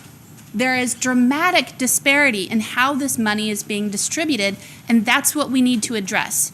We are not talking about the effectiveness of pre-K here. We're talking about the effectiveness of our dollars in pre-K funding. That's a big difference. I think we need to keep that in mind as we're considering this amendment. This is $2.5 million that is not being equally distributed to these school districts and the students. We often argue about class size and how it puts some students at a disadvantage. Well, this grant program is putting a lot of pre-K students at a great disadvantage in some of our school districts because of how it's being distributed. I want to make sure that every dollar we have is maximizing impact, especially for our students. And this grant program, the way that it's working right now, is not doing that. We need to show Alaskans that every dollar counts and that we are going to be wise with our money. And so I will be standing in support of this amendment. Representative Carpenter. Thank you, Madam Speaker. So this is scratching the surface of a larger policy conversation that we need to have in this body. This legislature needs to decide whether we are adding an additional year of school to our education system or not. It is inappropriate to continue funding a program that is so incredibly disparate in how it awards money out to Alaskans. And part of the problem for why it's so disparate is because we don't have a policy that is an additional pre-K year to our education system, and therefore funding the programs and the processes in each one of our schools appropriately so that it's fairly distributed across the state. I'd also like to highlight that if we do recognize as a people that parents raising their kids is in the best interest of the kid, then a full dividend helps parents stay home with their children, and yet we have said no to that, but we want to increase spending on state government to help care for kids. We are willfully ignorant of the of the incentive that multiple PFDs in a family gives to a family to allow for a parent to stay home. Maybe not full-time, but maybe less than what they would have to if they didn't have that money coming in. We are discussing an amendment here that is going to reduce our state budget by $2.5 million because we're adding it to a program that is disparately distributing money, tax dollars, to an education system that we haven't agreed to yet. We don't have a pre-K program in our education system. So we need to have that policy call, and we need to stop funding a program that's disparately distributing money across the state. Thank you. Representative Tarr. Thank you, Madam Speaker. I speak in opposition of this amendment. And just two things that I wanted to share. I just wanted to remind everyone, that our Department of Education has a second part of that name, early development, and that's in recognition of the science that we know now. I think if we had the science when we had created our K-12 school system, it would probably look a little bit different. And we see, as the previous speaker said, we see policy changes to reflect this. So the first thing we're doing is listening to the science and knowing how important early brain development is and how that can be enhanced by participation in a pre-K program. But also want to just add to the comments made by the majority leader that the folks, in these programs are skilled in early learning. And unfortunately, a lot of parents are not able to offer that same kind of skill to their young ones. And so there's a real benefit for that. And just looking at the Anchorage School District, more than 10% of the students are ESL. There are more than 94 languages spoken in the Anchorage School District. And so for a lot of those students that are participating in programs in areas that I represent, these programs are really important because the kids need to get in and get integrated into the school system prior to entering kindergarten. It gives them that little bit of ability relative to their peers to be more familiar with the school system and be more likely to succeed, of course, because ESL students, when they're coming into the system, also need that additional support because they're learning in their second language. So there's a lot of important reasons why this helps students succeed. Personally, I'm from a background where I didn't come from a family where they could have helped me with learning, and I'm thankful that I had a public school system where I was able to get in, and even though I came in behind, and even though I came in with a speech impediment, that school system was able to provide me with those early learning opportunities, and that's how I was able to succeed. I know there are thousands of children across Alaska that need that same kind of opportunity. Thank you. Representative McCabe. Thank you, Madam Speaker. I love the buzzwords. So we need to listen to the science.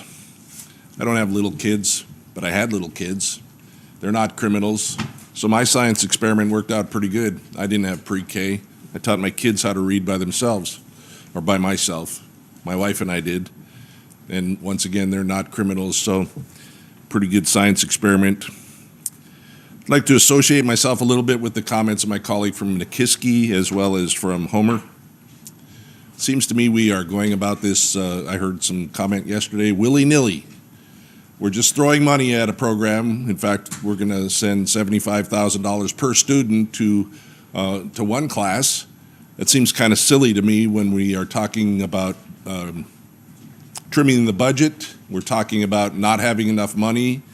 We're talking about we can't overdraw this, we can't overdraw that. Oh my goodness, we're just going to not have any money around, and yet we send money, whether it's through a grant or from the state or from this budget, it doesn't really matter. We're sending $75,000 per kid.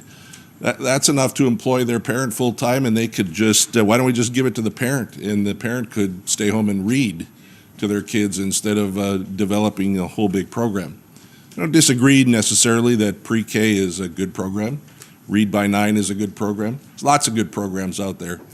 We need to be intentional the way we do this. We don't need to be willy-nilly, and we also need to look at a return on investment, and I think that some of this more nebulous comments I've heard about how it's going to impact our children in later years might be opinions rather than science, and I think we need to be very deliberate about the way we do this. Thank you, Madam Speaker. Thank you. Representative Thank you, Madam Speaker. I support the amendment from the maker from District 30. There seems to be kind of an implication in this body that if you have gray hair and you don't have kids in school, you don't care about kids. Well, I have 2 grandchildren in the Anchorage School District, so I certainly care about kids. I had 5 kids go through the Anchorage School District. My son is a junior, so the idea that we don't care about kids is ridiculous. When I hear this $75,000 going to Sitka and then a few $100s going to Kodiak, I don't remember the exact numbers, it seems like a huge issue of fairness. I remember the famous court case, Molly Hooch in Alaska, that demanded that we provide equal education for every child all across the state. And this program is clearly not accomplishing that at all. I would say that although you probably couldn't sue in court, there's certainly a fairness issue and a constitutional issue where there's a tremendous bias in where the money's going, and I think it should be allocated a lot more fairly as per the precedent set by Molly Hooch. So I'll be supporting the amendment. Thank you very much, Madam Speaker. Thank you. Representative Rauscher. Brief it is, Madam Speaker. Brief it is.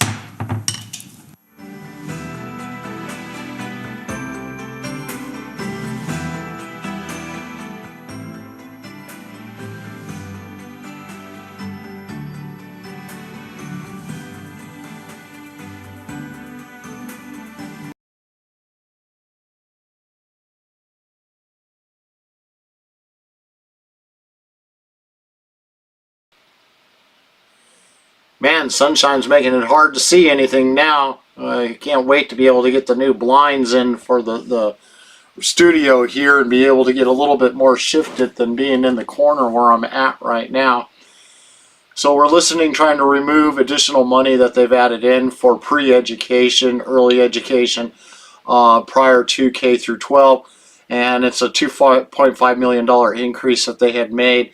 And it's disproportionately being spent on communities that have no real need for it, other than the fact that they already got the poorest education in the nation already, and here's an overglorified daycare system to be able to take care of your children that the state's going to pay for.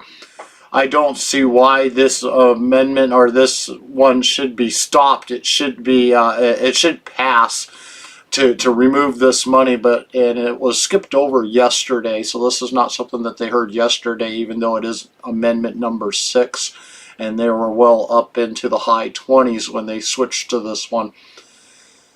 So I don't know exactly what's going to come out of this, but I know if I was there in Juneau, I would be personally voting against for this one and saying, yes, let's remove that money.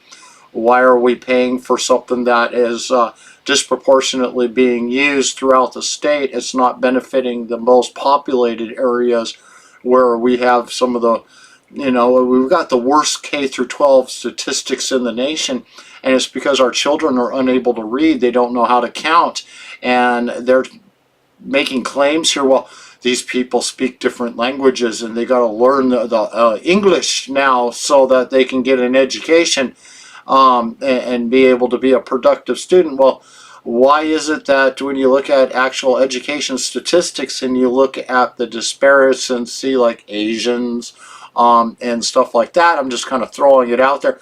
Why do these people got the highest education? Why are they excelling in school? Well, the obvious answer is they live in, most of them anyways, they more often than not live in a nuclear family where the mom and dad are there. But the second reason is they also come from a culture that tries to succeed in life, and they have been taught the values that if you work hard, you apply yourself, you'll get somewhere. And but in today's America, those values are no longer upheld as an honorable thing. It's how lazy can you be? How much can you have supplied to you from someone else? Who can you get to do your job for you and still come home with the bacon? And that's kind of what this pandemic has brought out for everybody out there. It really did show the disparity between the haves and the have-nots. We went from less than 1/3 of our population living in poverty to now almost half the population. We're really close to where we're at 40% now. I'm expecting that to get even worse as hyperinflation and the gas prices continue to soar. That already talks of we are going to be entering a recession. Well, any of us that have really been keeping track, we called the hyperinflation almost a year before they actually called it themselves. And then as soon as Biden took office, we said, watch out, get ready for prices to start skyrocketing, and sure enough, they did. His executive orders made sure that happened. Then you got all the Democrat-controlled states like in California that shut down all the industry for shipping and all of that other stuff coming in, to where those cargo ships sat in the thousands sitting out there in the Gulf just waiting to get into the dock so that they could unload their cargo. You guys remember Christmas with nothing on the shelves. You couldn't find anything at Christmas time. I mean, you go down the Christmas aisles at, say, Walmart, and they were empty. I even posted pictures of it myself of how empty it was there for the aisles, and there was nothing there. There was no Christmas trees to buy, so hopefully you didn't throw out yours from the year before saying, oh, that thing's gone through 6 years, 7 years now. I think it's time for a new tree, and go get a new one, and find there was no trees to even be able to be purchased because there was none that was there. All that stuff didn't arrive until well after Christmas time. And we're still waiting on the ships that are down there. They don't show it on the mainstream media, but those ships are still backed up down there at the cargo, and they're not being unloaded like they're claiming they are. It didn't get any faster. Biden's program from the truckers, all that did was penalize the truckers, cost them even more. And then they get hit at the gas pump to where they're filling up their gas tanks is now in the tens of thousands of dollars more than what it previously was. Each fill up is about $1,500 more. If their fill up before was $1,500, now their fill up's $3,000 to fill up those same tanks on those trucks to be able to drive that cargo to its destination. And those truckers are passing on the cost. They're increasing their charges that they charge to be doing the deliveries and stuff like that to be able to compensate for what's being spent. Will the House please come to order? Oh, they're back.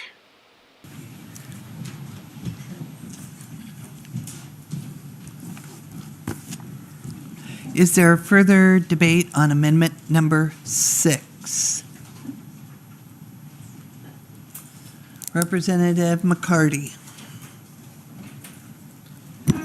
Thank you, Madam Speaker. As I understand of this amendment, it's not asking or making a statement about preschool. It's making a statement about certain programs that is costing $2.5 million that's in question of efficacy. And one of the things that we do in anything is to how efficacious or how effective is that type of treatment, or in this case here, education. Right now in the state, that we are one of the worst states in reading. And preschool programs have been in existence. I'm not making a statement about the preschool programs, but I'm making a statement that this is suggesting that there's some programs out there that are not efficacious and they're taking a lot of money, and we should pull back that and relook at things rather than just giving out the money to programs that could be used elsewhere. That's what it's about. Thank you. Thank you. Representative Fields. Thanks, Madam Speaker. Boy, what a microcosm of differing philosophies. I've heard proposals that we should spend billions of dollars in cash handouts to everyone, including a bunch of rich people, but we shouldn't spend $2.5 million on pre-K for working class kids whose parents are at work, and this is where they're going to get their instruction. I want to educate members. I would encourage them to refer to the Nobel Prize winning work of James Heckman, who documented that early childhood education has the highest return on investment of any education or workforce development. It's called the Heckman curve. Very well documented. The return on investment is clear. It would be crazy to pull back from pre-K investment. I also want to educate members who clearly are unaware about how pre-K actually works in our districts. Guess what, folks? We don't have a top-down communist education system where the state dictates how to implement education in our districts. It's driven by local people, local school boards, local districts. That's why it's a grant program, because the state works in partnership with local districts on these pre-K programs. Pre-K is not daycare. I can't believe there's any confusion about that. It's unbelievable. So what this grant program does is expand pre-K where we can in partnership with our districts. It's based on overwhelming scientific data. It is most important for working class kids, a lot of whose parents work 2 jobs. If you're lucky enough that you didn't have to do that and you could read your kids and spend a lot of time reading to them, I can too. That's great. This is about making sure everyone has opportunity. It is so offensive to me that there would even be a proposal to pull $2.5 million out of a budget for kids who need it the most when it's the highest return on investment. I urge a no vote to this amendment. Thank you. Representative Drummond. Thank you, Madam Speaker. I'm glad the representative from Mountain View explained the name of the state's education agency, because that early development piece is critical to the dollars that we spend in this state educating all of our children. Over the last couple of years in House Education, we've had some very successful pre-K grant programs present to us, including one in your community of Kodiak, Madam Speaker. This program clearly demonstrated the results that not only helps these kids that get exposure to pre-K work at the age of 4, it not only helps them succeed in kindergarten through 3rd grade and become successful readers, but that success continues on through the 6th grade and beyond. And they have, in Kodiak, they have compared this cohort of children who benefited from pre-K grants to their fellow classmates who never got pre-K. And the improvements maintain. There are lots of pre-K programs where those improvements have been shown not to maintain. But if they're done right, if they're developmentally appropriate, and they're delivered by competent, well-trained teachers, these are very successful programs. What this $2.5 million that this amendment removes would simply allow more districts to apply for grants, which are already being distributed under the $3.2 million that remains once this $2.5 million would be removed. This would simply allow more districts to apply for grants to implement pre-K in their districts. I can't imagine how frustrating it is to have to do a grant program for 2 or 3 years and then have to stop providing that to your community because the grant runs out. I wish we would, I agree with the speaker from Nikiski that we should reduce, we should lower the compulsory education age, but that's another bill. I would urge a no vote on this amendment. Thank you, Madam Speaker. Thank you. Is there further discussion? Representative Wool. Thank you, Madam Speaker. I'll be brief. I just want to reply to a couple things. The member from District 24, I do have gray hair. I do have young children. It does happen. And my kids aren't in pre-K anymore, but they were, and I had to pay dearly for it. And fortunately, I was able to, but not everyone is. A lot of parents work multiple jobs, and it's hard to stay home with your children if you have multiple jobs. To the member from Big Lake, I believe the railroad bill he talked about the other day was to support the children. I think this more directly supports the children. And I agree with the member from Nikiski. We have to have a discussion about pre-K and its robustness. I believe it needs to be more robust. We did hear about these numbers in finance. At first, it was confusing, the number dollar per student, but we did get an explanation. It is more complicated than what meets the eye. So I think pre-K needs to be robust, and I do not support this amendment. Thank you. Representative Kurka. Thank you, Madam Speaker. I rise in support of the amendment, and I thank the sponsor. I very much identify with the remarks from the member from Nikiski and the member from rural Mat-Su. I don't think the member from Nikiski was saying that we need to lower the compulsory age for education. I think he was speaking, and I would agree, we need to talk about broader reform. Because, Madam Speaker, we are spending some of the highest numbers in the country per student and getting some of the worst results. And I have to ask if how is in the way we do this equitable? Like the member from Anchorage earlier spoke, $75K per student in some of these grants. It's ridiculous, Madam Speaker. I urge a yes vote. Is there further debate?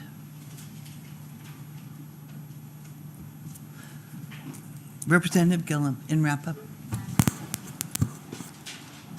Thank you, Madam Speaker. First of all, I'm not against education.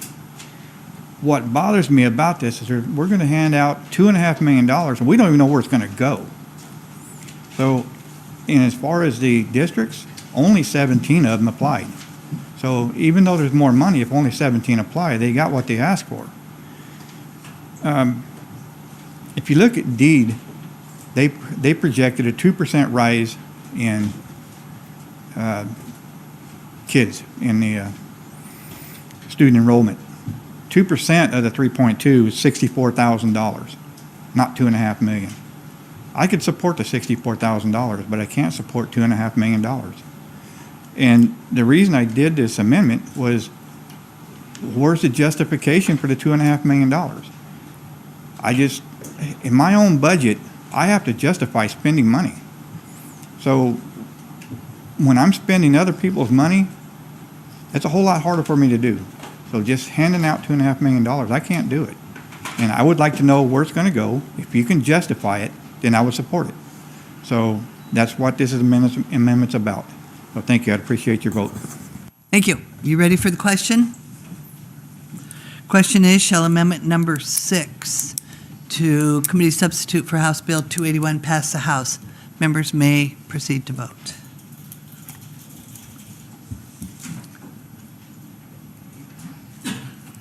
Will clerk please lock the roll? Does any member wish to change his or her vote? Will the clerk please announce the vote? 19 yeas, 20 nays.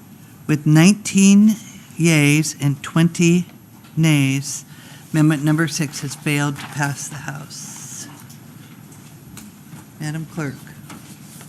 Amendment number 27 by Representative McCabe, beginning page 77, following line 27. Representative McCabe. Thank you, Madam Speaker. I won't be offering Amendment 27. Thank you.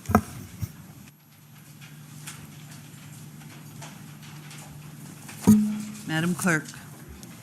Amendment number 28 by Representative Puckatuck, beginning page 77, following line 27. Representative Puckatuck. Thank you, Madam Speaker. I move amendment number 28. There's been an objection. Thank you, Madam Speaker. Amendment 28 is written, provides for a sum of money to go to Northwest Arctic Borough to help with their ice roads that they do seasonally. Currently, they do a approximately 170-mile ice road on the Kobuk River going up from Kotzebue to Ambler.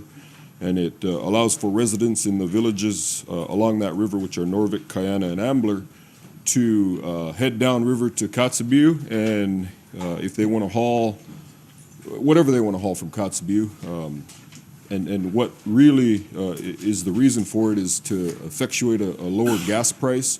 The home heating fuel in some of the villages in Northwest Arctic Borough, as discussed on the floor, are rising. One of the villages is now $15.99 a gallon of diesel. Another one is $12.36 gallons, and they haven't even bought on the fresh market yet. So that price is expected to change. So in aggregate, there's about 250 miles of ice road that they do through various funding and almost in-kind donation sources to try to help mitigate the cost of fuel. And the tribes are involved, the boroughs involved, the organized cities where they have them are involved, the native corporations are involved, and namely for NOATAC, the mine operator, which is Red Dog Mine, helps facilitate storage of fuel because a lot of these villages can't store more than 4,000 gallons or so. So that's what the main amendment does. I have an amendment to the amendment that I can speak to and would actually like to offer now.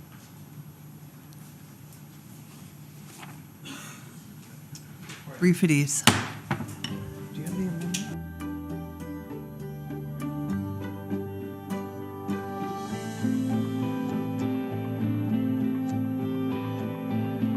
Please come back to order. Madam Clerk.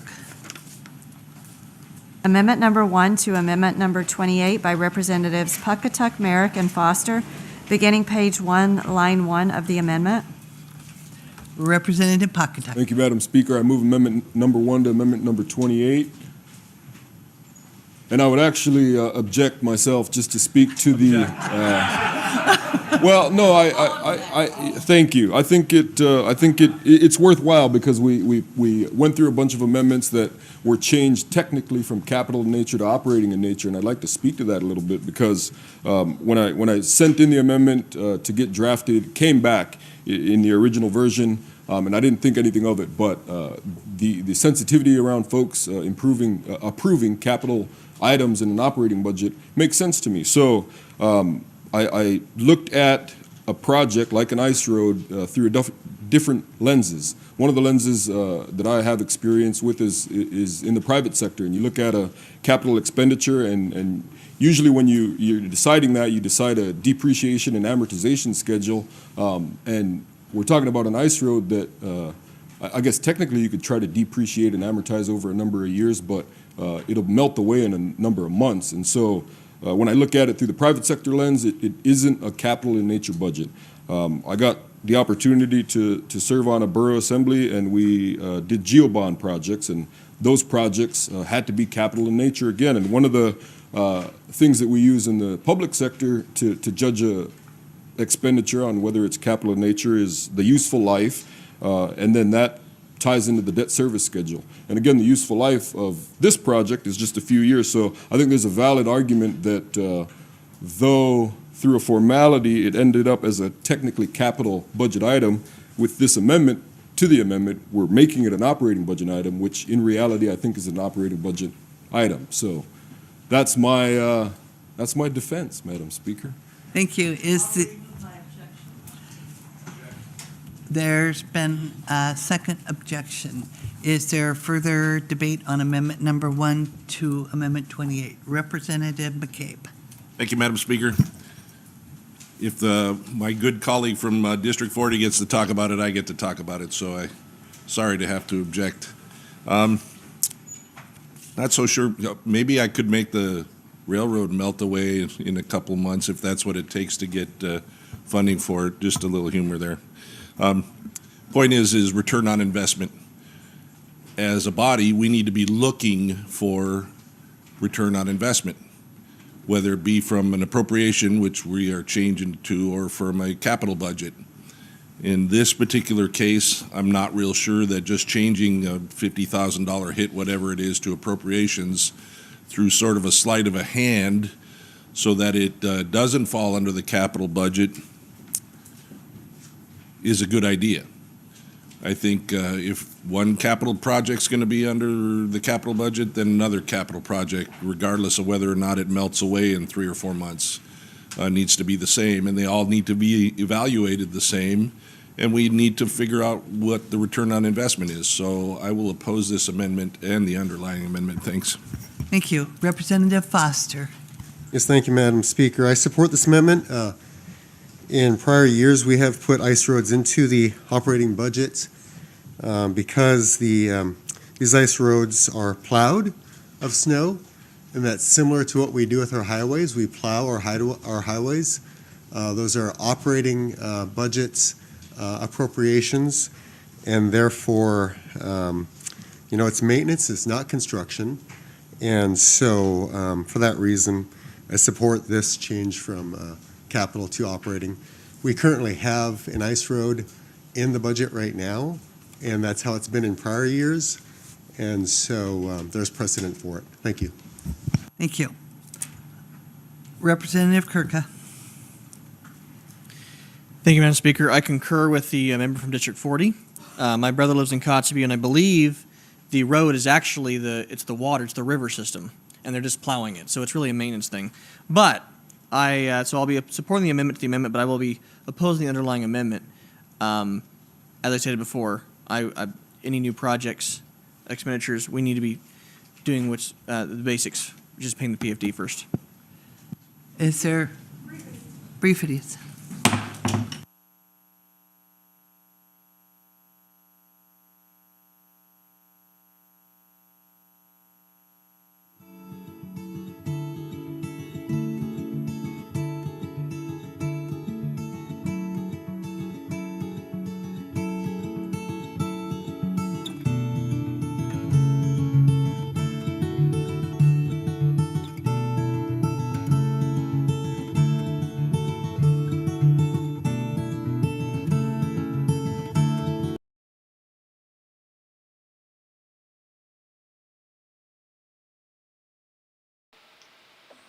Oh man, all they had to do was say that PFD from Kirka, and wow, went at ease again.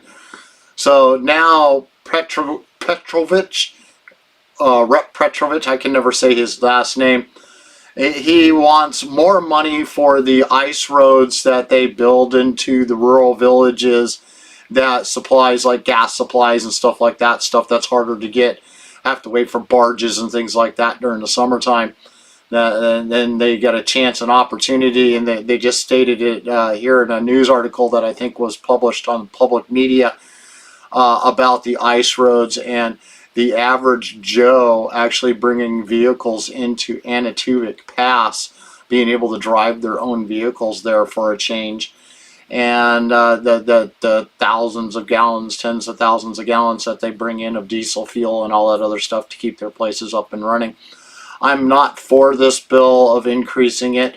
It's in the wrong place. Kirka stated it very well before they went at ease again, that the bottom line is you can't pay a full PFD. Why are we paying for additional capital projects? And why is this a capital project that should be discussed in the capital projects budget being discussed here in the operation budget?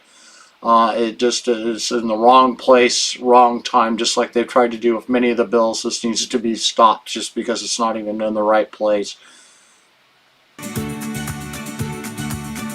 Well, thought they were getting started there, and they're getting really close. They're had to go get their coffee breaks, it looks like, and discuss what they want to do.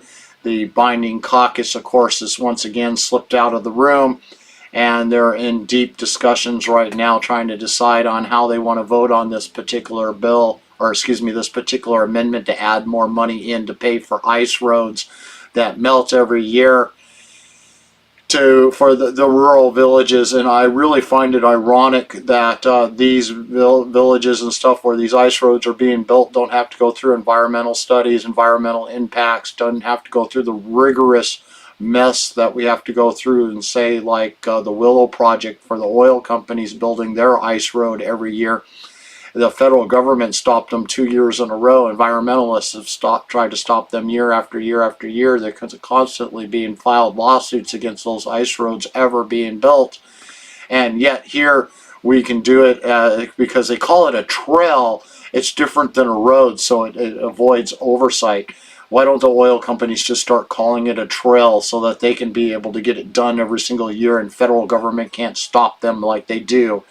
And man, amazing where Alaska would be if we just renamed things. I mean, our Supreme Court renamed the word shall to mean may or may not. It's up to the discretion of legislators. Shall no longer means you must do it. Shall now means that you will do whatever they whim of those in charge want to do. Is not what it should be. And that's exactly the way they treat the definition between trail and a road. If it's a trail, they can do it. If it's a road, they can't. Just like the expansion of the trail that went up the mountainside there in the Anchorage Bowl area, and that big cut that they put into the side of the mountain there, expanding that out because it was a trail. They didn't have to go through any more environmental impact studies or through the rigorous environmentalists screaming, you can't do this, you can't do this. It bypassed all of that, and that's how they got that one expanded out the way they did. I mean, it's a huge cut through the mountainside. You can't miss it, that it's there. And especially for old-time Alaskans that were here prior to that ever being done, we know the landscape. We know what it looks like. I was born and raised in Anchorage, so I know what it looked like. And they got away with it because of it. It's not called a road. It was called a trail. And that's the same thing they're getting away with these roads, ice roads. They're calling them trails, not a road. So calling it an ice road is a false premise. It's kind of like calling it Don't Say Gay bill or the trans bill that is going through here in Alaska, that they say Don't Say Trans bill. And yet, if you look at the language inside the bills, none of them say that. Just like the bill that pays for those ice roads, the maintenance to maintain them, to get them operational every single year. It is not a road. It is a trail. And if they want to put the terminology road on it, I want it to go under the same environmental impact studies and everything else that a road is required to have, the same way they do the ice road to the Willow project to keep that project building and going. And I mean, Willow would have been done and operational by now if it wasn't for the Biden administration stopping them 2 years in a row from being able to build that ice road. And because they haven't been able to build that ice road, that project would have been completed by now, but it isn't. It's kind of like the Keystone Pipeline. If it wasn't for the Biden administration or the Obama administration prior to that, and all the environmentalists and lawsuits that was going through, that would have been done, did, over with, and pumping oil through. And that's the heavy crude that we're currently was purchasing and still are purchasing, even though they'll deny it, from Russia. And so it's, no matter how you look at it, it's a lose-lose situation with what is going on. Like, again, like I said, this amendment right here, I look at it as Amendment 6. If they want more money to expand the ice trails that they are building every single year, that needs to be done under capital projects to expand it so that it can be funded. This is not a operationals budget. This is increasing something to expand, not maintain, and there's a big difference between the two, because Alaska legislators here have tried to do a lot of things that have expanded, like the rail project, the 3 different bills that Rep. McCabe had brought to the floor there for expanding the rail belt. They shot them all down because they consider them capital projects and doesn't belong in the we're in the operational budget, which is what they are currently discussing right now. And they are still at ease. They're twiddling thumbs. I'm looking at the faces that are missing in the room back there, and it's intentional that they are not there in the room. They are trying to finagle the votes. What can I offer you in the back rooms? What bribe can I give you? What do you want to see in the budget that you want me to vote? What do I have to give you for your vote of yes on this right now? And but you can see it's a never-ending game of chess down there, of who's got the best bribe, who can offer what they want for a vote. And it has nothing to do with what the will of us Alaskans is. It has everything with what the will of those in charge in the House is. And you know who's in charge. And it's like Ivy Spinonsholz, if you can actually see her in the room. She's one of those that will disappear at times like this. And so does a lot of the other highfalutin legislators. Oh, they're back.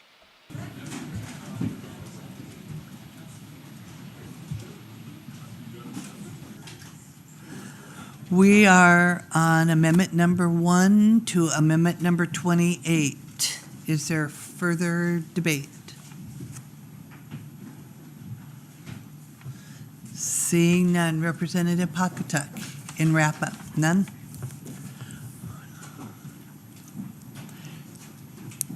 Are you ready for the question?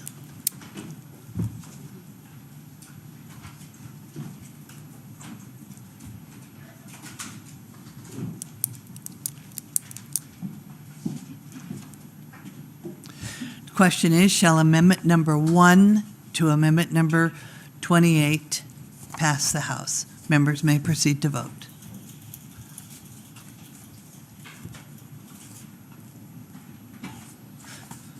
Will the clerk please lock the roll? Does any member wish to change his or her vote? Will the clerk please announce the vote?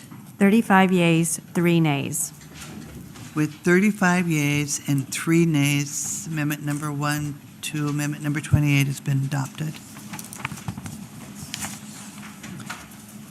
We are now on debate for amendment 28. Representative Silkowski. Thank you. Good morning, Madam Speaker. I rise in warm support of Amendment 28 as amended, pun intended. I appreciate the amendment that we just passed. I think that it puts the funding in the right spot.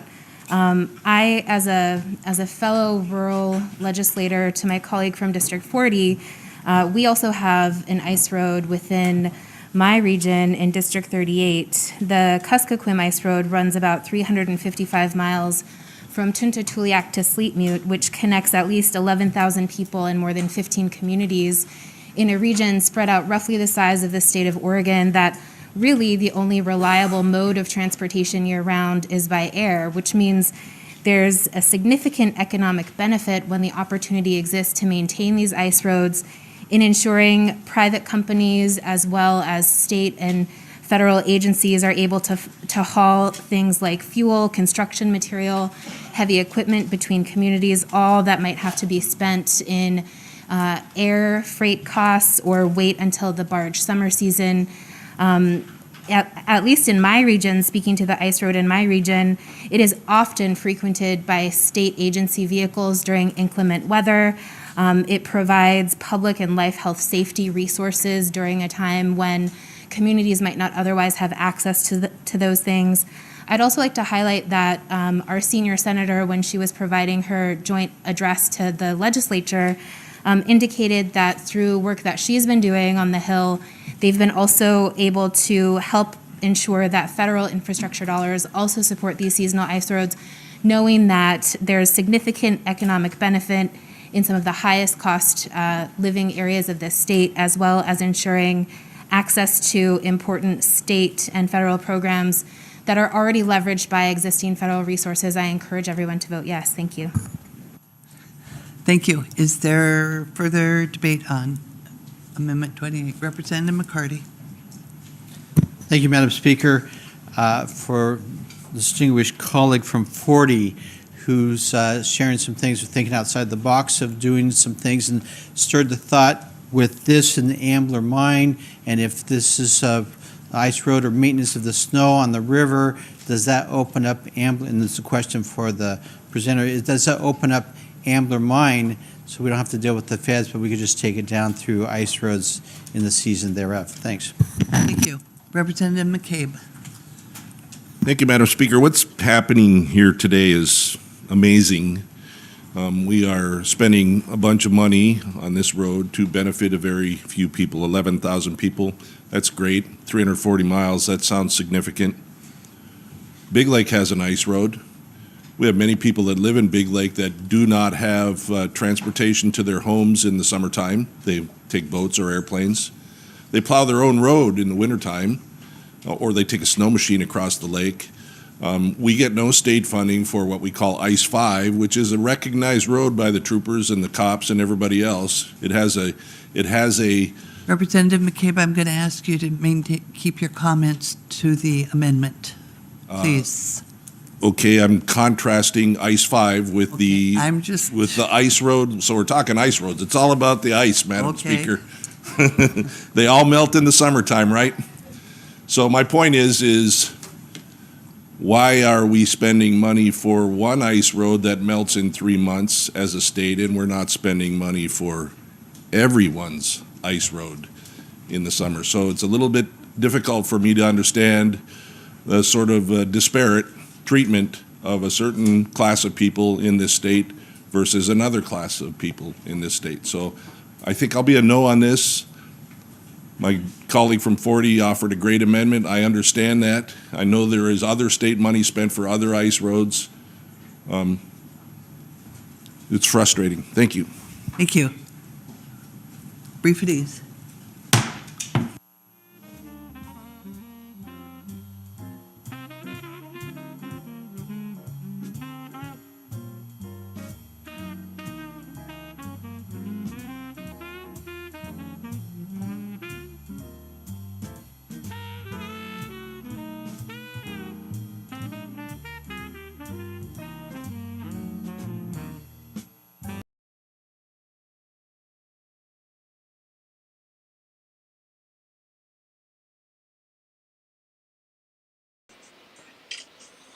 All right, we're back once again. I can't believe that. Rep. McCabe was trying to compare the Big Lake Ice Road, which is a recognized road by the state troopers and everybody else during the wintertime, and it is maintained by the residents here in Big Lake area and those who live around the road.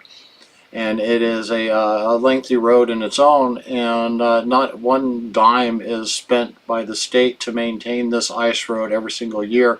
And Luis Stutz has the balls to try to shut him down, comparing how one place in Alaska pays and maintains its ice roads during the summer or during the winter time, and in comparison to the rural areas that they're describing with the increase to the budget here for this one. And she shut him down, says, oh, you can't do that. You can't describe another place that's doing it without state money. That's just not allowed. We can't have that. That's not exactly what she said, but that's what's implied. That the whole reason why that they're not going to do anything or pay for it, you just can't have that. Oh, she just gavelled again. Is there further debate on amendment number 28? In wrap-up, Representative Pocketuck. Thank you, Madam Speaker. Sorry to belabor the body with so much time spent on discussing $50,000, but I do know that a dollar spent is a dollar spent, and I appreciate the scrutiny paid to spending any dollar. To some of the comments from the respected members from 7 and 8, I appreciate them, and I look forward to working with you in the future to try to solve some of these long-term access issues that we have across the state. And as far as the return on investment, I can't speak directly to that because one of these ice roads is a first-time thing. But I can speak to the effort that is put in at the local level. On the Kobuk River ice road, which is about 170 miles, as I spoke to before, there's local money being spent on that, and they're estimating approximately $800,000 for the 4 months that it's in operation.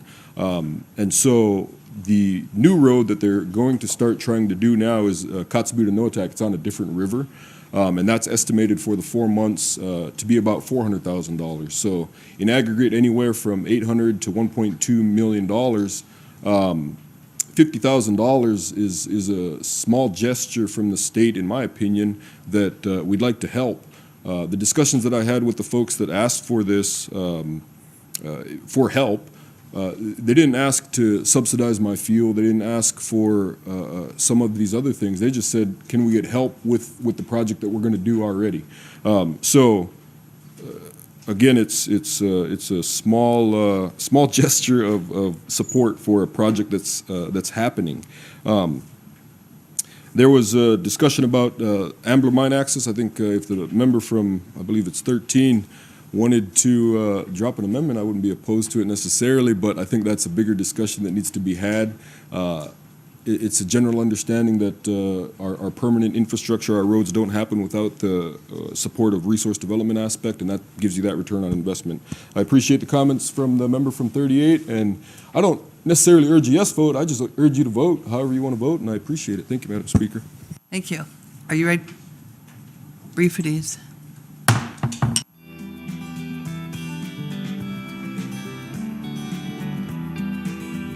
Will the House please come back to order? Are you ready for the question? The question is, shall amendment number 28 to committee substitute for House Bill 281 pass the House? Members may proceed to vote.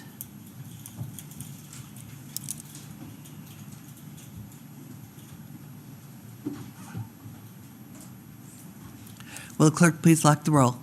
Does any member wish to change his or her vote? Will the clerk please announce the vote? 33 yeas, 6 nays.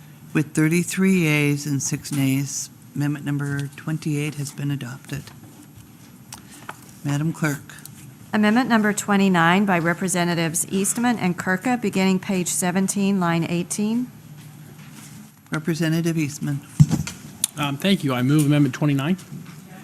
There's been an objection. Representative Eastman. Thank you. Following the last election, Alaskans were notified by our state administration that 113,000 Alaskan voters' information had been stolen from our state database. Unfortunately, that announcement didn't come out until 3 days after the election was certified. Many Alaskans, myself included, were shocked both at the breach, the expansiveness of it, and the fact that none of the candidates involved in those elections, none of the voters who voted in those elections were made aware of the information until after the certification taking place. 113,000 voters may not be a great number in other states. That is more than 30% of the number of voters in Alaska who voted in the last election. I offer Amendment 29 because our budget does not currently appropriate money for an election audit. We've appropriated money for many, many things during the process of bringing this budget to the floor. $57 million was added in one-time education funding. No money was added for an election audit.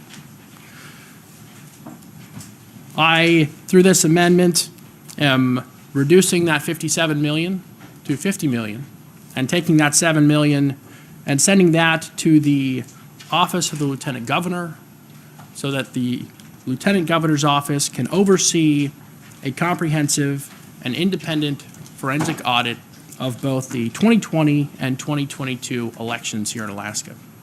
I think it's very important that we get ahead of any concerns that might be raised in the next election before we know what the outcomes are, before it becomes a question of winners and losers. Let's set aside a sufficient amount of resources for the Lieutenant Governor's office to conduct an audit. Let's do that now before the public has an expectation of who is likely to win and who's likely to lose. You know, the inquiry into what happened dealing with the hack was not transparent. Talking with IT professionals, I heard that it was well known that there were problems with our security, that the administration had been made aware of that the steps necessary to fix those problems had not been addressed. In fact, our administration wasn't initially aware that we have been spending money, six-figure sums, to fund the ERIC program for our voter registration rolls.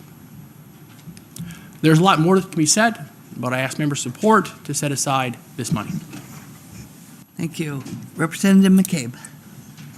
Thank you, Madam Speaker. I don't necessarily disagree with this amendment. What I struggle with is the intent language. I think I'm going to struggle with intent language a lot because intent language has no real power to do anything. We could give the Lieutenant Governor $20 million and tell him it was our intent that he spent this to do such and such, and he really doesn't work for us, so he can pretty much just say, yeah, sorry, thanks for the money, but not doing that. This intent language that's in this amendment will likely have no real impact on the budget. This subject is more appropriate for a larger discussion and a bill, and I think we as a body need to consider it. Doesn't matter if you believe that last election was a problem or not, whether the Division of Elections Director did her job or not, we need to have a larger discussion on that. So for that reason, I will have to decide. The intent language I don't think fits. So I just want you all to know that. Thank you. Is there further discussion? Representative Carpenter. Thank you, Madam Speaker. So I'm going to rise in support of this amendment, although I detest the language amendment portion of it. The reason that I'm going to support it is because I think an audit is necessary. I see the amendment and the appropriation as removing excuses for why we can't do an audit. I don't think that the language piece of this, the intent language piece, is going to magically grant intellectual curiosity that is necessary for conducting the audit. But I think that this helps reduce the number of excuses for why we can't do one. And therefore, I'm supporting the amendment, and I hope that we will, as a state government, conduct an audit of the last election so that we know where we need to make improvements. And it's based on fact and transparent with the people. The audit and paying for it is the first step in doing that. Thank you. Is there further discussion? Representative Vance. Thank you, Madam Speaker. I rise to a question of the maker of the amendment. I'm looking at the intent language. I appreciate the intent language because it shows us what the intent of the maker of the amendment would like to see, how that he wants to see this money used in the election process. But it is my understanding that the Lieutenant Governor currently has no statutory authority to conduct a forensic audit. And so my question to the maker of the amendment is what does he foresee this money being used for when the Lieutenant Governor currently has limited audit abilities? I've had continuous discussions with the Division of Elections about what they are able to do and look at our processes. This is something that has been a major concern in my district, just in how the Division of Elections is conducting elections, the ballot counting, especially our mail-in ballots, and just the internal processes that the public doesn't necessarily see. And so I support the idea, but $7 million is a considerable amount of money, and I want to know exactly how this would be utilized before I can make a final decision. Thank you. Thank you. Representative Kirka. Thank you, Madam Speaker. I rise in support of the amendment. The hack mentioned that was in 2020 was not the first, Madam Speaker. This has happened before, at least once. In fact, there's been documentaries about it and about the hack in Alaska, and it was referenced in one of those documentaries. Madam Speaker, Alaskans have to have confidence in our elections. We are at a dangerous place. We have I am so thankful we have had so many years in our country of peaceful transition of power, and we need to preserve that and do everything we can to preserve that. And the cornerstone of that, the cornerstone of our republic, is having free and fair elections and having the confidence that we have free and fair elections among the electorate. To say that our public confidence in the fairness and the cleanliness of our elections is at an all-time low would be really a insufficient statement. I wish I had brought the polling numbers I had heard to the floor, Madam Speaker, but I believe it's a majority of those who are Republicans, a majority of those who are independents, and a significant number of even Democrats are concerned about this issue. In fact, for many years, this was a reoccurring theme of more of those on the left. I think we need to have confidence. If there is nothing wrong with our election system, if there was no fraud, then let's have confidence. Let's have a forensic audit. If there was problems, let's fix them. We need to find them. And I think that the Lieutenant Governor has the authority in the Constitution to oversee the elections, and we need to make sure he has the resources to do that. And I also appreciate the maker of the amendment not adding to the budget, but then pulling from other places in the budget. Thank you. Representative Rasmussen.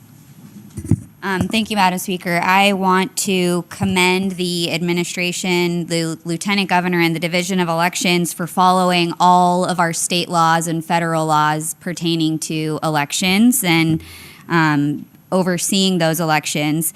If I could just briefly read a process. Briefly. Thank you, Madam Speaker. So all of our Dominion machines are forensically examined. The machines are checked publicly. Observers are welcome before they are sent out to hundreds of precincts statewide and checked again when they return to the regional offices.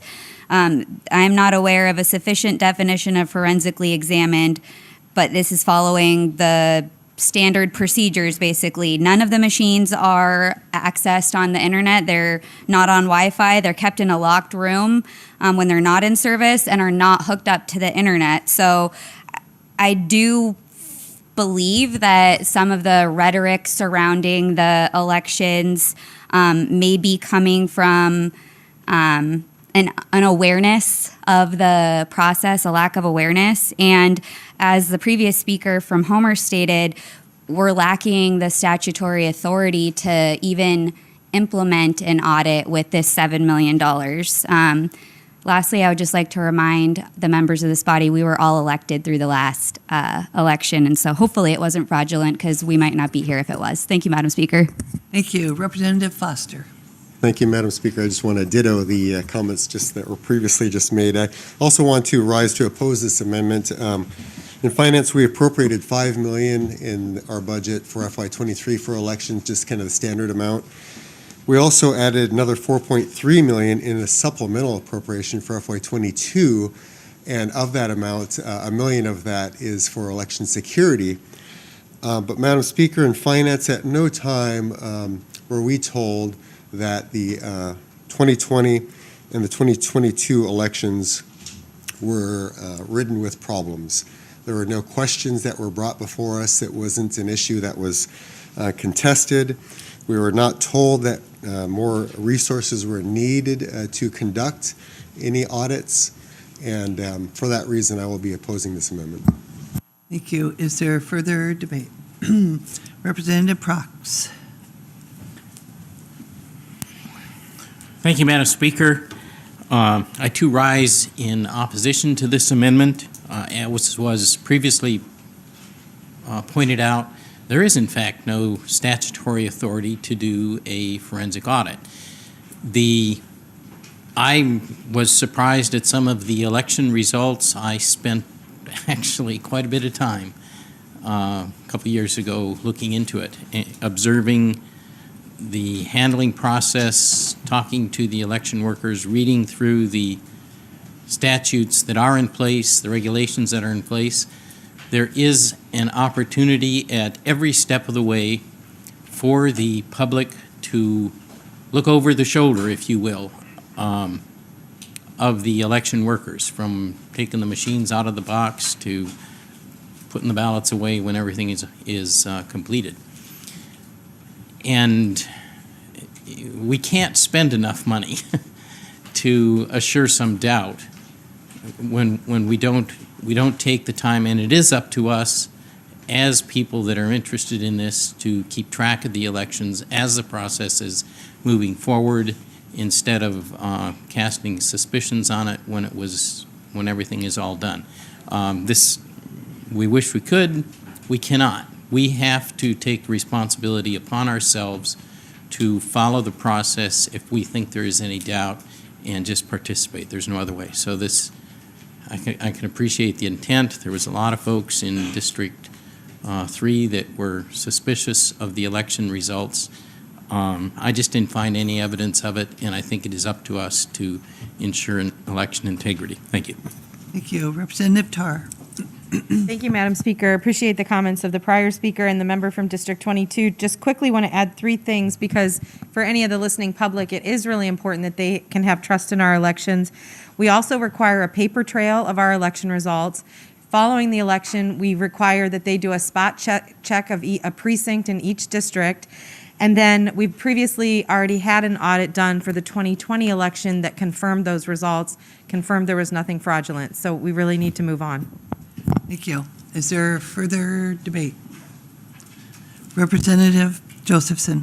Thank you, Madam Speaker. I'm only rising because there's an issue here that I don't think got attention, and that is to fund this, the maker of the amendment would delete $7 million that my colleague from Fairbanks put in the operating budget to top off the one-time increment of $50 million on one-time increment in the event we do not increase the base student allocation. I would note that, and so this is topical to the amendment, I would note that inflation since we last funded the BSA is over 8%, and all this one-time funding would do is fund 4%, and this reduces that. So to pay for this elections investigation, which there's no statute for, they would take it from K through 12. Further debate. In wrap-up, Representative Eastman. Thank you. Yes, appreciate the many comments, and ran out of time earlier, so I'll continue where I left off and try and wrap it all in. Our Constitution, our state laws provide that our Lieutenant Governor, also referred to as our Secretary of State in our Constitution, that our Lieutenant Governor presides over elections. He has the lawful authority to conduct an audit. The legislature also has our own authority to conduct audits under certain circumstances, but the more general authority is granted to our Lieutenant Governor. Not to our governor, but to our Lieutenant Governor. He oversees the division of elections, and when it comes to elections, the buck stops with the Lieutenant Governor in the executive branch. You know, there was a number of requests from some of my constituents and others for information dealing with what happened in the last election, requests for information filed using the appropriate process, which were never responded to. Information which was never provided. When information was provided, it was, in cases, reports to the administration put together prior to the election, so not dealing with the results of the election, with entire sections of pages removed, blocked out, not provided to the public for various reasons. So there is reports now that there will be up to 60,000 Alaskan voters who are going to be receiving ballots in this coming special election who aren't actually going to be receiving the ballots because the information in our voter rolls is incorrect regarding those 60,000 voters. That is a tremendous number in a small population state like ours. There was efforts from individuals to look at and verify and confirm information from the last election. They were prevented from doing that on their own. They were told that, that might be interpreted as harassing voters. So again, it's our state, it's our Lieutenant Governor's office that would be best able to use this money. We could pass lots of other bills, like other members have said, but without providing the money, without budgeting the money, the Lieutenant Governor, no matter what good efforts he wants to do to help resolve these issues, is not able to because he does not have the money. Please support this. Thank you. Are you ready for the question? Question is, shall Amendment Number 29 to Committee Substitute for House Bill 281 pass the House? Members may proceed to vote.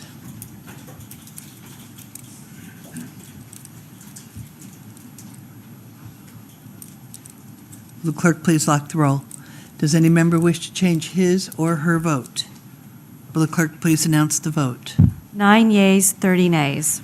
With 9 yeas and 30 nays, Amendment Number 29 has not been adopted. Madam Clerk, brief at ease. Thank you.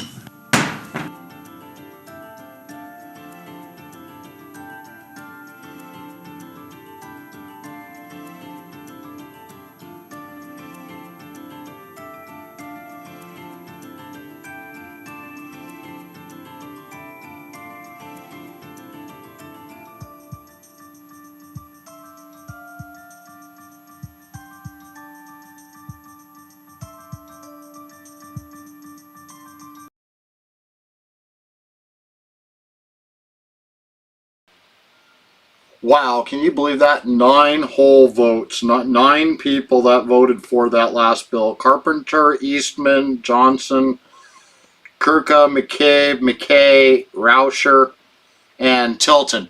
Those are the only 9 out of the 39 that are there that actually voted for that bill, and that was if needed. It was intent language. It wasn't even binding. There was a $0 amount on the table. It only prepared for being able to do a full forensic audit on our election system here in Alaska in our next elections, which I am 100% all for. I mean, we got ranked choice voting being done for the very first time. My understanding, they have removed the ID requirement for verification of signatures, and this next election is going to be done by mail-in only to replace Congressman Don Young, which has never been done in the state of Alaska. We got somewhere around 600,000 people that are on our voter rolls, 550,000 if I go by the numbers they've said. but I know it's more closer to 600,000 that are on the rolls, and we have less than 500,000 actual eligible voters out there. So things just don't ever seem to change. Madam Clerk. Amendment number 30 by Representatives Eastman and Kirka, beginning page 10, following line 7. Representative Eastman. Thank you. I move Amendment 30. There's been an objection. Point of order, Representative Carpenter. Thank you, Madam Speaker. Section 180 of our Mason's Manual talks about dilatory motions. I believe this amendment and several others within our list here that we're going to talk about today are dilatory. They don't address the numbers of our budget. They are specifically intent language, and I would move that this amendment be tabled. Representative Eastman. Um, This I is rise- not, this is a non-debatable motion, Representative Eastman. My question is simply, are we to remove all of the intent language from the current budget then, if it's dilatory? Representative Eastman, we are taking them as they come, one at a time. Is there an objection to the tabling of amendment number 30? Okay. Question is, shall amendment number 30 be tabled?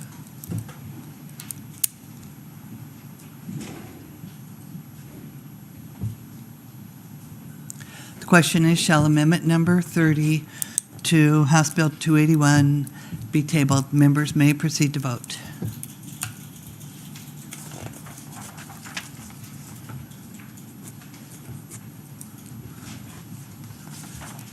Will the clerk please lock the roll? Does any member wish to change his or her vote? Will the clerk please announce the vote? 35 yeas, 3 nays. With 35 yeas and 3 nays, amendment number 30 has been tabled. Brief at ease.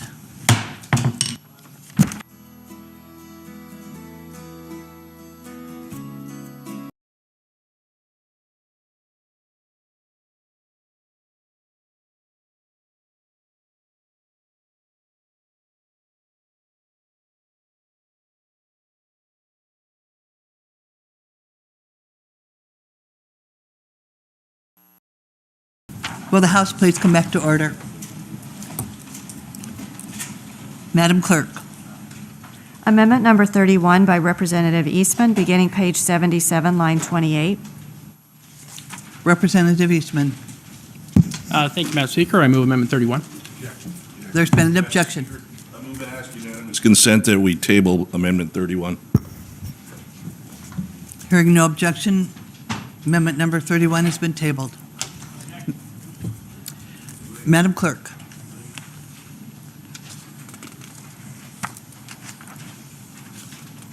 Amendment number 32 by Brief at ease.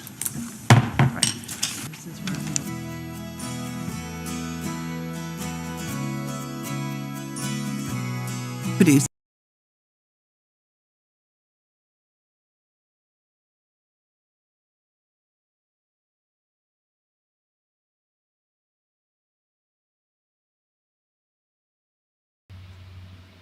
So Amendment 31 was supposed to be introduced, and I believe by Kevin McCabe. It was his amendment, and he asked for it to be tabled, and then Luis Dutz immediately says, hearing no objection, and says, let's move on.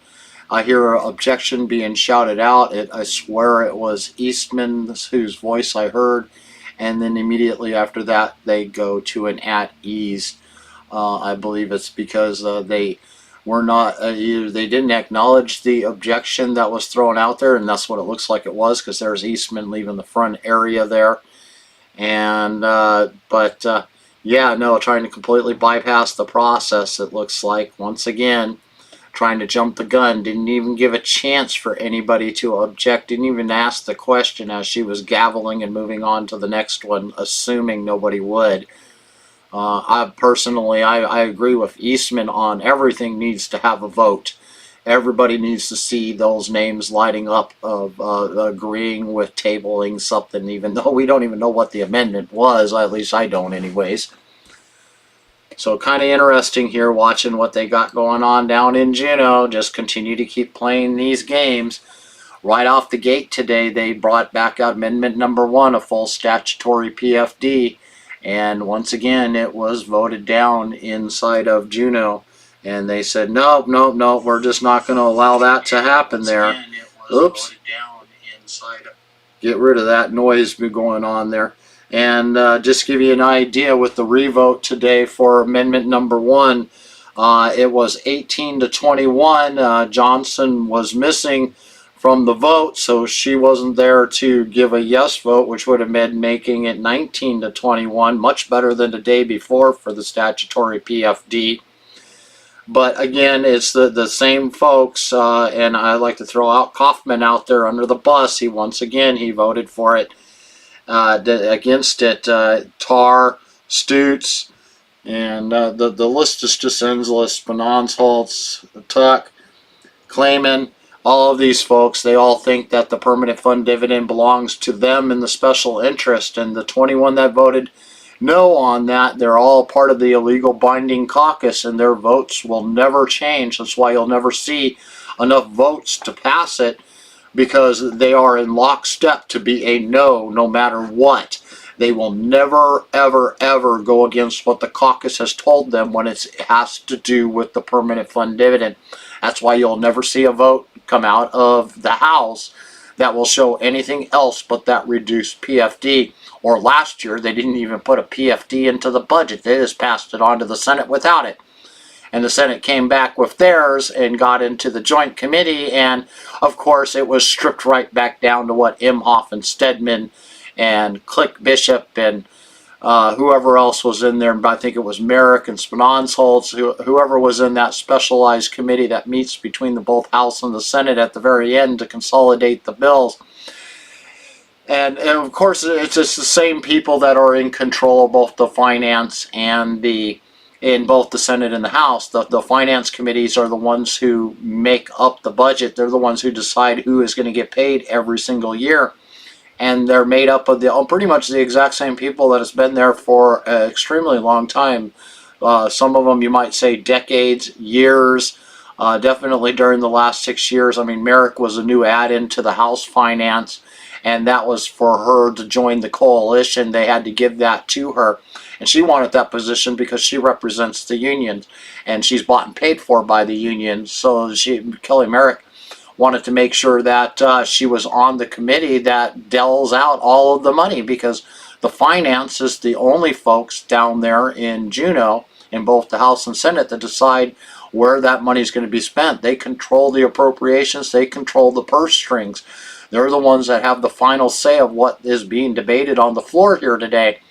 And with the lockstep illegal binding caucus, those that have sold out their voices and votes of their constituents that vote in lockstep against anything that would benefit all Alaskans, like a statutory PFD, those 21 to 24, yesterday those votes were 22 to 24 against the PFD, and today we saw a difference of 21 to 19. And it would have been a 20 to 21 if the one person that was missing had voted, and the difference between the two. And it's really, really sad watching the games that going on down there in Juneau that they play with everyday Alaskans' lives. They don't want to admit they shoved another quarter of Alaska into poverty. I mean, we were less than 1/3 prior to the pandemic, and now thanks to the pandemic, 40% of Alaska is living in poverty. Another 10 to 20% of the what they classify as middle class. You don't make enough to be able to get welfare benefits in one form or another, from free health care to having your rent and electricity paid for. Those folks that are living paycheck to paycheck, paying all of their bills out of their own pockets, are really suffering right now. And they're just one paycheck away at this point from losing everything. And then you've got the ones that are sitting at the next level, which there you get into the unions, NEA of Alaska, healthcare, the oil companies, all the oligarchs out there that control the finances and actual money coming into our state and where it gets spent. The nonprofits and for-profit organizations, like good example is the Rasmuson Foundation, and who happens to sit as the co-chair of the finance committee next to Stedman happens to be Natasha von Imhoff. She was the chair last year. She runs the most profitable organization foundation in Alaska. $900 million their net worth was just announced in one of their newest press releases. And she has the gall last year to say, you entitled people out there, the greed is astounding. How dare you, as she gets her $100,000 a month trust fund given to her because her family is worth hundreds and hundreds of millions of dollars. As she lives in her $1 million mansion on the lake and shuts down public access and calling it private property and fights that on tooth and nail. And it's just another way of saying walls are necessary around my home, just not around our nation to protect them. Natasha falls right into that group. And you got and so you got Kelly Merrick, you got Neil Foster, who plays the fence, very, very heavily plays the fence down there in Juneau. He is one of those that does definitely.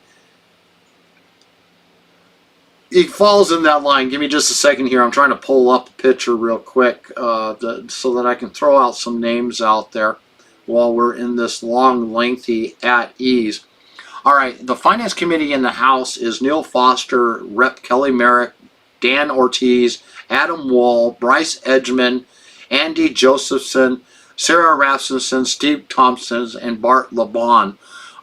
They are all inside of the House Finance. Every single one of them, if you look at all the votes that have happened here today and yesterday, they are the ones that are going against anything that would benefit all of Alaskans. They're throwing out the argument, oh, woe is me, this 5,000 of the 730,000 Alaskans, these 5,000 people here need to have the special money given to them and the tune of millions and millions because they're deprived. Their equity and diversity is being affected because they don't have no money to live on because they live in places that have no jobs, that has no income, and whose only survival is a government job to begin with the school district or a post office or their local internal government, which is not being supported by local property taxes because these are villages that I'm talking about here, and there is no property taxes. So the government itself is fully funded through taxing through the goods and services that come through the doors at the grocery store,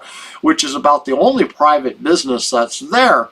And you got a community of 300 people where 60 of them are children and all the rest of them are adults. And the adults are living in it with other adults along with their children. So you've got 3 or 4 households all living underneath one roof.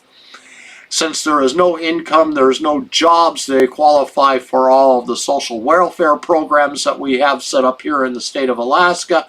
If they were one of the ones that are fortunate enough to also be Alaskan Native, they've also got other benefits being kicked in their direction that the person that is not does not receive because of race-based inequity that they are addressing with the distribution of those funds. And this all just continues to keep adding up. We got a good example of the amendment number 28, I believe it was. I missed the vote. I really wish I would have caught the vote.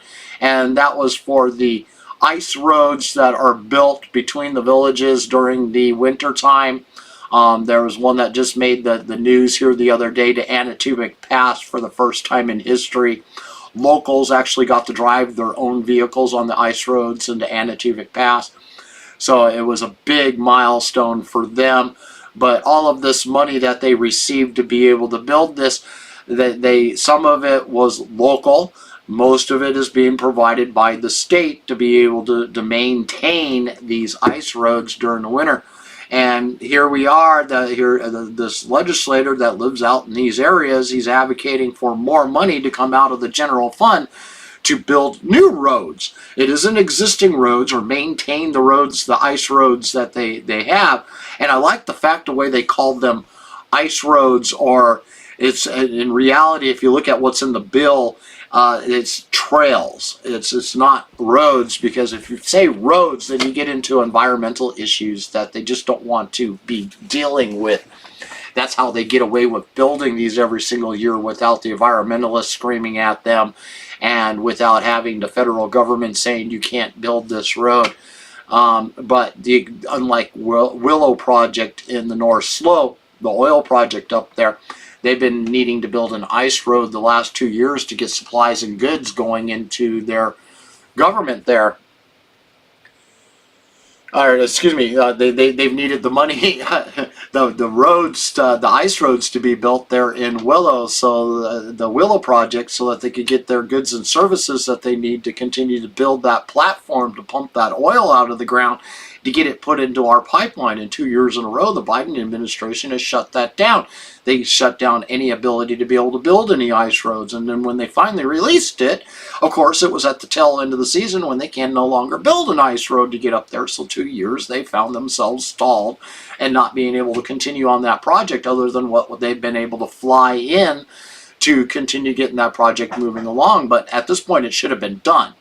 The Obama era and then again here with Biden, they completely shut it down. It took Trump a good couple of years to be able to get that project reopened back up again, to get the Keystone Pipeline moving forward again, to have that all shut down in the first 4 days that Joe Brandon took office. And we watched our economies begin to tank at that point, and hyperinflation start going through the roof because the cargo ships were no longer getting through. Because the governors running the states that those cargo ships were coming to, like California, says if you're not vaccinated, you can't work. Or if you are vaccinated, you still can't work if there's a virus or an outbreak within your organization. Well, if you're working down there where the cargo ships are being unloaded at the docks down there, and one person in your organization got coronavirus, and next thing you know, everybody else that's there wasn't able to go to work because they had to shut down for a week, while they were going through all these defumigation processes, saying, oh man, we got to get rid of it before we can allow you to go back to work. And then only allowed a limited amount of people. And when the vaccine came out, they said, if you weren't vaccinated, you have no job. We're not going to allow you to move anything here in California. We're going to completely lock it down. If you're not vaccinated, you're not allowed to be able to do anything. You got to just stay home because you're not safe. And it's not safe for other people, was the way they put it back then. You're endangering people that are vaccinated, and which got really confusing at that point, to the point that I'm so confused even trying to discuss how many times the policies have changed out there. And whether this is misinformation, I apologize, but I'm just stating what I've seen and heard come from our own CDC and from states like California. So here we are, we've got the ice roads, the trails that they were talking about, and that supplies goods and services to our rural communities that normally could only be reached by airplane or by barge during the summertime. And now they got these ice roads that they can now actually traverse and drive back and forth to be able to supply larger supplies of fuel that no longer is costing them half as much as it did trying to ship it out there by barge. And now they're able to get those kind of things moving right along and getting it back into the normal flow of every day. But he wants to add more money in, and it's kind of funny. This is a capitals project because it's increasing road size. I mean, it's not an existing road or ice road that they're trying to maintain. And then you get projects like I was describing with the Willow that's got to build their ice road, but they got to go through environmentalists and federal government to be able to get permits to be able to build that road every single year. And here's these villages that are not underneath any of those guidelines. They can build whatever ice road they feel that they want to build as long as it gets approved. They don't have to go through environmental impact studies and reports. They don't have to do any of that kind of stuff, and they want the government to fund it. Then Kevin McCabe comes out and he throws out there, well, hey, what about Big Lake? Big Lake's got a lot of ice roads out there. They're even state recognized by the troopers and everybody else. You can find a number for it showing that ice road being in existence and maps to show you that it exists and this is where it's going to be every single year. And it's not paid one dime by state whatsoever. It is paid by the people that live in Big Lake, and they maintain it, and they all keep it all up and running. And Louise Dukes gavels her gavel and says, you're out of line. You're talking about out of subject. This is not the same thing as those roads and ice roads in the other area. And I'm trying to figure out what in the world she meant by that, other than trying to shut up the conversation, because Kevin McCabe had a valid point that this should be funded by those who live there and want these roads, not by state tax dollars only. And that's pretty much the only place that they're getting the money to be able to do all of that kind of stuff. It should be coming from a local, not from the state. Oh, man, just keep right on going full circle. So then you get like places like the Ambler Project, the mine that's there. They're going through all their environmental impact studies and everything else, and they're being shut down by the DEC, the environmentalists out there that are suing them through lawsuits. They've got the Biden administration adding on top of it their own little suits and compliance to shut that stuff down, implying the roadless rule, trying to expand that, shutting down all forestry in the Tongass forest area. And all these different kind of things continuously are impacted by the decisions that these law-breaking legislators down there in Juneau continue to allow to keep on happening. Nothing that they are doing here today benefits all of Alaskans. It goes to the top three out there. And the top three boils down to education, K through 12, health and social services, and then government services. And that's the three biggest budgets that you have sitting out there. And then everything else is a trickle down. I mean, what they pay for our troopers, what they pay for our lawyers, and all that other stuff at a state level, and what they're actually being charged to do and paying for is just here's their sliver, this tiny, tiny little bit. And then here's what K through 12 and Department of Health and Social Services and our government employees are all getting. I mean, it's huge. And here's their little sliver. And they're trying to say all these services are going to be cut, these little slivers down here, because you want a full statutory PFD. I just got to throw that out there again. And why do they keep doing this? Why do they keep saying these little slivers will be hurt? Because that's where the biggest impact is. You're hurting where citizens actually pay attention to the crime rates, things like that. They just don't seem to get it through their thick skulls exactly where they're supposed to be and what they're supposed to be doing. It's all political games.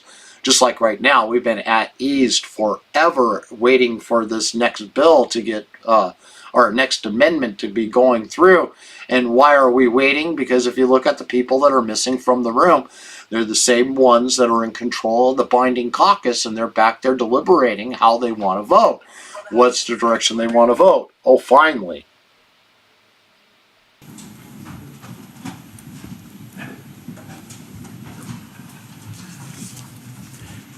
Madam Clerk. Amendment number 35 by Representative Eastman, beginning page 3, line 22. Representative Eastman. Thank you, Madam Speaker. I move amendment number 35. There's been an objection. Representative Eastman. Thank you, Madam Speaker. The Amendment 35 before you deals with funding for our public broadcast radio. In the governor's budget, that item was removed. It had a $0 amount associated with it. During the committee process, $1.5 million was added to that line item. This amendment would reset to the governor's recommended budget and would return that amount from 1.5 million to 0. Is there further debate? Representative Wool.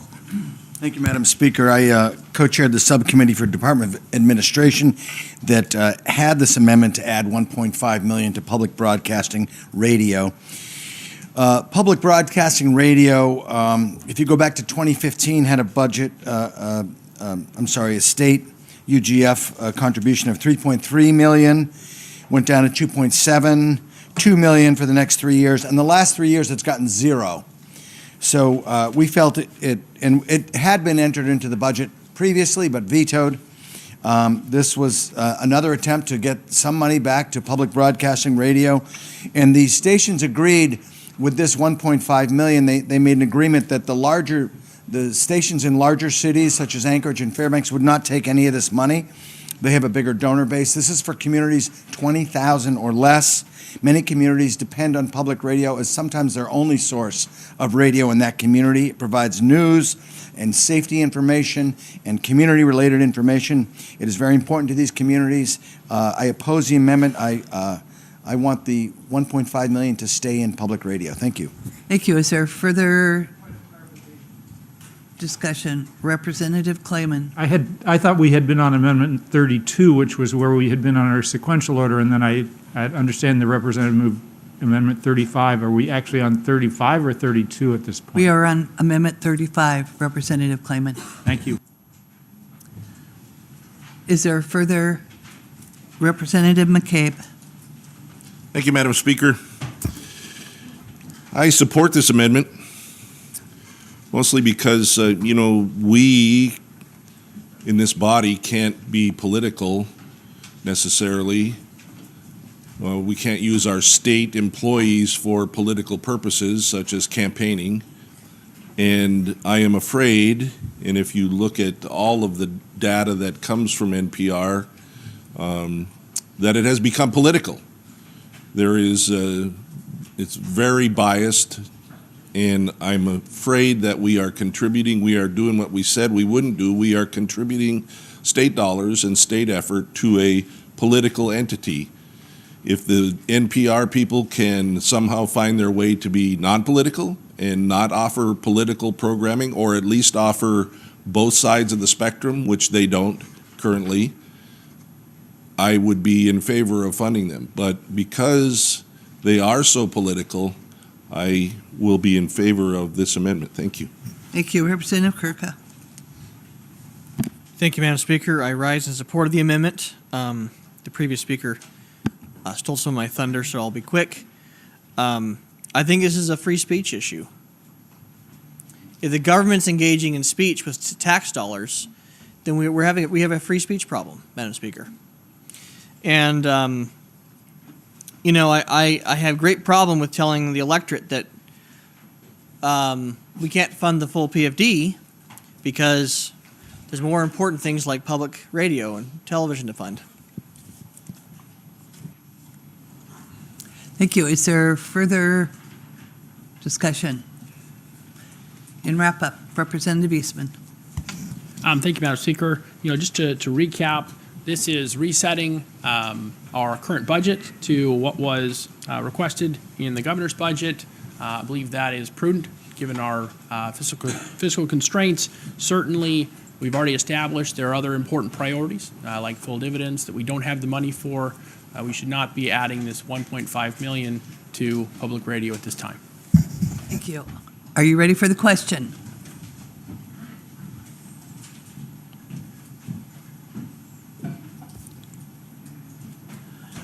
The question is, shall amendment number 35 to committee substitute for House Bill 281 pass the House?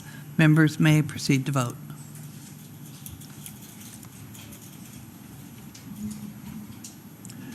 Will the clerk please lock the roll? Does any member wish to change his or her vote? Will the clerk please announce the vote? 16 yeas, 23 nays. With 23 nays and 16 yeas, amendment number 35 has failed to pass the House. The House will stand at recess until 2 p.m.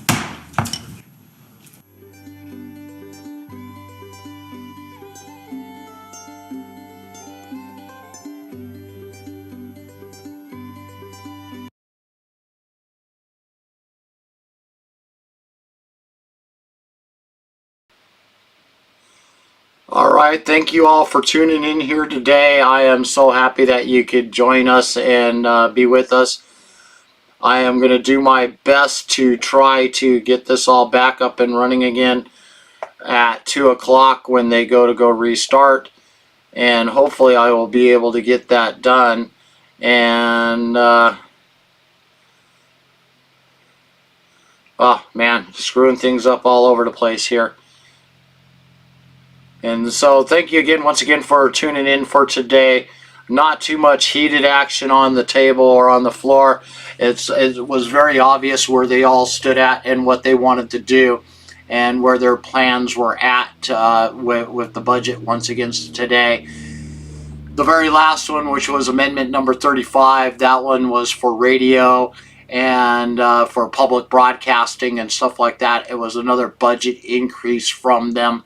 And this is another place that the budgets have been slowly moving down. I mean, Big Bird is worth over $100 million a year, and they can't afford to fund themselves, just to give you an idea. And that's just Big Bird. That doesn't even include all the rest of the Sesame Street casting that they have out there and how much money they make. You don't hear much about Elmo, but I'm sure if you tickle him, he'll cough out a few $100 million for you too. Anyways, when it comes to that, so you would expect, that the increase, at least in negotiation to reduce the increase, maybe would be in exchange of getting rid of it completely. Might have been offered as an amendment to the amendment, and nope. It was already pre-decided before the vote even happened that it was going to be voted against. It's an election year, folks, and you can't be cutting off the people that are going to be broadcasting your elections and letting them feel neglected if you want to be voted in. So that's, to me, that was nothing more than just another patting the pockets of the special interest. Thank you all for being here today. Like, share, let everybody know what's going on. Watch the whole video through. Hopefully I gave good commentary. I now got to be starting to head off to go to work myself. And hopefully I'll have somebody here to be able to start this back up at 2 o'clock. I won't be here to edit out the music in between until I get done with my jobs that I have to go do. But I need to go earn a living that actually pays for the services to be able to do this. There's a way you could help me out with that so that I don't have to leave, is by going to my website, politidic.com, and click that support button and make a donation. Show your support for what I do. This doesn't come cheap. The restream services that I pay for is about $1,000 a year to be able to stream to all these different channels. And those dues all come up right at around election time. So the more donations I can get, the more support you guys show, the more I can keep these services up and running. The website will soon start having new articles being added to it here real shortly. I have finally got that fully operational now, to where all the glitches have been removed out of there and the services that were being squelched have been removed. And so it's just one step at a time.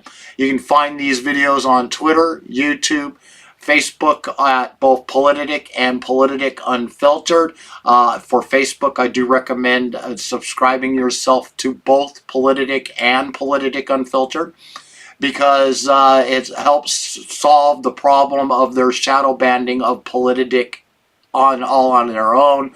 Politidic Unfiltered should never ever get a violation against that page. So you should always receive a notification of live videos when I go live, and that's all that Politidic Unfiltered is for, is to broadcast live videos. And that way there is an uncensored platform that'll hopefully make sure that you get notified when they go live. Because Politidic is being censored. I'm seeing that right now. And, when I'm seeing a 10% return of people who have seen these videos of our entire 4,000, almost 5,000 people that now follow Politidic, and we're up to like 4,500 people that follow Politidic and 3,600 that are liking Politidic. So maybe if some of those that follow turn them into likes, that would be awesome, and that'll help our metrics to help push us up even further in the counts out there. And then from that, have yourself a great day, and I hope to be back here about 2 o'clock this afternoon. And I appreciate you guys all being here with me, and see you later.